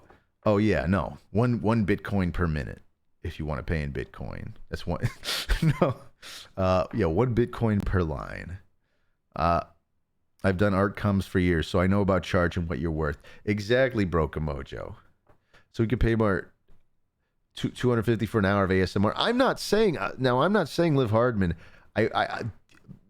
What comes with voice acting and having my day job is that I do not accept everything that comes across my plate either. So it doesn't mean anybody could just come up to me and offer me money and have me voice something. I like being able to be picky. That's more of like a self-empowerment thing, I guess. I don't know. But I like being able to say, no, I'm not going to do that. I don't do it often, but I do it. Super DM, bro. Hell yeah. I'm definitely going to try and attend. Ooh, what are people talking about? Super DM Bros talking about. I might somehow run into one of you guys. We could talk about stuff. That'd be really neat. What are we talking about? AX here, or is it something else? Tomar is a strong, independent VA who don't need no gig. I mean, yeah, isn't that nice? That's a nice feeling. Again, I feel tremendously fortunate to have this stream, to have Oni Place, to have my day job, to have, all these things that let me go, you know what? I want to voice that. I don't want to voice that. I don't want to do audiobooks because they take too much time. And that's the truth. That is the reason I don't want to do audiobooks is they do take too much time that I just don't have. It's cool to have that kind of freedom. And of course, you know, having a million jobs is like the opposite of freedom. But hopefully you see my point. Tomart does an audiobook of the Necronomicon. Not true, Super Dion, bro. Not true. Being picky is probably inevitable for a VA, right? I don't want to talk about what's inevitable. I don't want to talk about what's normal for voice acting. I can only speak to my own experience. I try not to. I don't completely close my ears to what's going on, you know, within the voice acting world. Because again, I don't want to do things like undercut people or misrepresent the job. But I'm just talking about how I like doing things the way I like doing them. I like doing Twitch the way I like doing it, you know? I don't tend to like trend chase or try to do anything I don't already want to do. That's just like you can't put a price on just on your own happiness, really, is what it comes down to. It just you if you're doing shit you don't want to do at all, like no one wants that. So if you have the power to choose, you know, like that then it's solved. Wait, holy shit, you're the shopkeeper for ARAM? Oh yeah, that's me. That's me, Daniel Mockridge. That's me as that little cockneyed ghost fella. A genius cat, thank you for the 100 bits. Hello, Tomar. Love you, Dad. Also, what's the last thing you filmed that you can talk about? Last thing I filmed, like recorded? I don't do a lot of film. The last thing I filmed was like mutton chops as the dude years and years ago. But if you mean like last thing I recorded for, I think I could say that I did some recording recently. I mean, I've done work for them before, so I don't think it doesn't violate NDA to see I did stuff not super long ago for the game Shadowverse. I think I even mentioned that before on a stream. That's the last thing I like went into a studio to do. They're always adding new cards to that. It's a digital CCG. It's a Japanese one. But yeah, Shadowverse. You'll hear me all over Shadowverse. I mean, I have no idea how many cards that game has. You'll hear a lot of familiar VAs in that game, I'm sure. Mac Ghosterson, how long does an average audiobook take to record? I figured it must take. I have no idea, Mac Ghosterson, because I don't do them. I really don't. Yeah, the idea of doing 40 plus hours of recording does not appeal to me in the slightest. Like, I mean, maybe it's because I'm so used to doing like vocally stressful stuff like League of Legends, Smite, Paladins, you know, even Shadowverse. It's like, it's mostly like call outs. Yeah, the sword of something, blah, blah. You know, it's all stuff like that. The idea of doing that for more than like 3 hours is already like exasperating. So if you were coming back every day, and I get that audiobook narration doesn't tend to have that kind of intensity, but even as someone who does like a twice monthly horror podcast for Redwood Bureau for EerieCast for the EerieCast network, like those are usually only about between like 3,000 and 5,000 words. And so, you know, final audio is maybe between 20 and 30 minutes. And those take about, I want to say about between like 4 and 6 hours to both record and then edit out all like the flubs and the bad takes and stuff. It's time consuming enough that I know I wouldn't want to do anything longer form than that. Thank you, Tyler, for plugging Redwood. I don't get any extra money when you listen to it, but it will keep the podcast alive if people go listen to it. So I don't mind promoting it at all. It's fun to get to do little horror stories. I don't generally go to cons, says Kosama, but AX just works out. Not too big. Nearly, I mean, it is pretty big. Nearby to my place, since I live near North Hollywood, near Burbank. Yeah, and the ticket is, yeah, if you go for a day, it's what, like $35 for a day? It's not that bad. I don't think it's any more than that. It is one of the biggest though. It's definitely big, Kosama. It's maybe it won't be as big as it has been in years past because of all like the COVID crap. But I wouldn't be surprised if there's upwards of 80,000 people there. I think people are like chomping at the bit to get back to conventions, so I wouldn't be surprised if it was just as big as before they broke. Yeah, he's saying it's going to be huge. I bet it is still over 100,000 people show up for the weekend. Not necessarily 100,000 people all there at once, but tens of thousands there at once for certain. If it were your first Anime Expo, if that were your first con, that would be a little overwhelming, but that's not necessarily a bad thing. I wouldn't discourage someone based solely on that unless you had a particular like social anxiety thing. Fanime was enormous. Yeah, exactly. That was my assumption, is like completely counterbalancing the like fear of more COVID is the fact that people are just like, damn it, I've been wanting to do this for the last 3 years. I'm doing it. As a half rural Aussie, says, oh, it's Tyler, that has no idea what cons actually are or the cultures around them. The idea you've described of these cons fucking scares me. Tyler, I'd love for you to show up for a quote unquote half rural Aussie to show up at a big weeb con would be, I think that'd be a rewarding experience for you. I don't think it'd be anything you've ever seen. Just the sheer amount of people and dripping with weebiness, and I mean that in a loving way. One of the things people don't realize in LA is there aren't public restrooms. Oh yeah, that's true, Kosama. We're like I mean, most cities really don't have public restrooms. Like, not enough anyway. The convention center itself does have oh yeah, you're saying use them before you leave the con. Exactly. Yeah. The convention center itself has a ton of bathrooms. That's the upside. There's a lot of bathrooms and they're big. They're designed to handle the kind of capacity that AX takes in. But yeah, the idea of public restrooms outside of the convention center, it's a rare idea. Most restaurants there don't even let you use their bathrooms. Except for those legally obligated to, like places.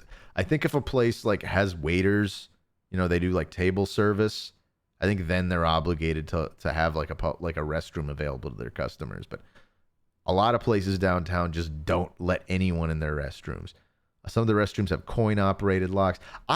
Reuniclus, I kind of like the idea of coin-operated locks for public restrooms specifically, because that funds them. That incentivizes the government to create them, and ideally, that funds the upkeep of the restrooms.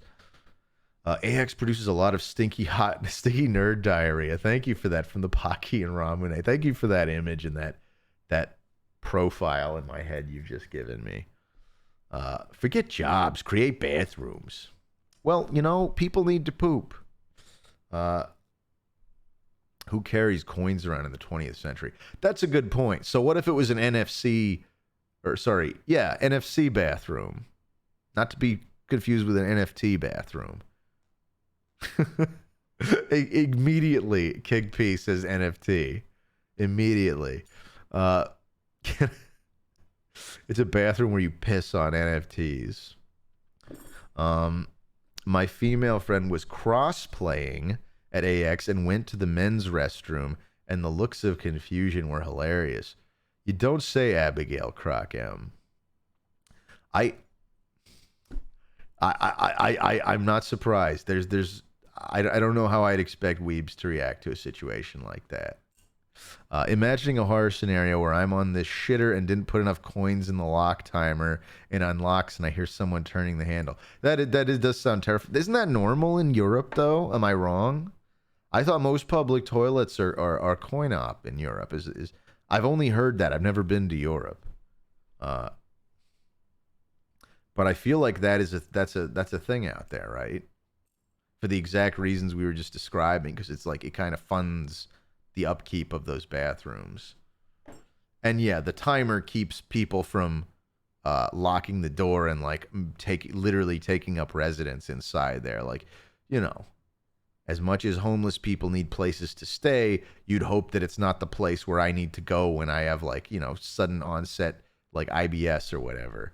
For anyone parking in the structure or driving to AX directly, Reuniclus with the tips, be prepared for the worst traffic in the U.S. Yeah, my advice, if you're going to Anime Expo, is like, if you're not on like a public transit line, just take advantage of Ubers because they can get you real close without having to worry about parking. The traffic around the center is bad, but you're not going to get away from there. You're not going to park for less than like $30. I've seen worse than that. San Diego is even worse during Comic-Con. Their like official city parking lots boost their like daily rate up to like $45 or $50 to park. It's insane. But yeah, better off you stay at like a hotel nearby and you can walk or take a shuttle or whatever. We could talk about cons all night, but you know what? It's 11:15. It's been fun. We got to play a weird fake gallery game. Thank you again, Ozma, for recommending that. Baffylamp, thank you for the 50 bits. The worst instance of traffic I have encountered was in Oregon after the 2016 solar eclipse. No kidding. I would have thought it would be some concert or some other major event like a con, but I guess people are hyped for those eclipses. Thank you, Super Dion, bro. It's been a pleasure hanging out with everybody. Would I rate Penelope's plume out of 100? Penelope's Odyssey, I would rate like a 13 out of 100. I'm afraid it's not high. It's not good. It's not good. If I would give V Rising a 75, I would give Penelope's Odyssey a 13. Have a good night, everybody. It's been real. Catch y'all later. Bye bye.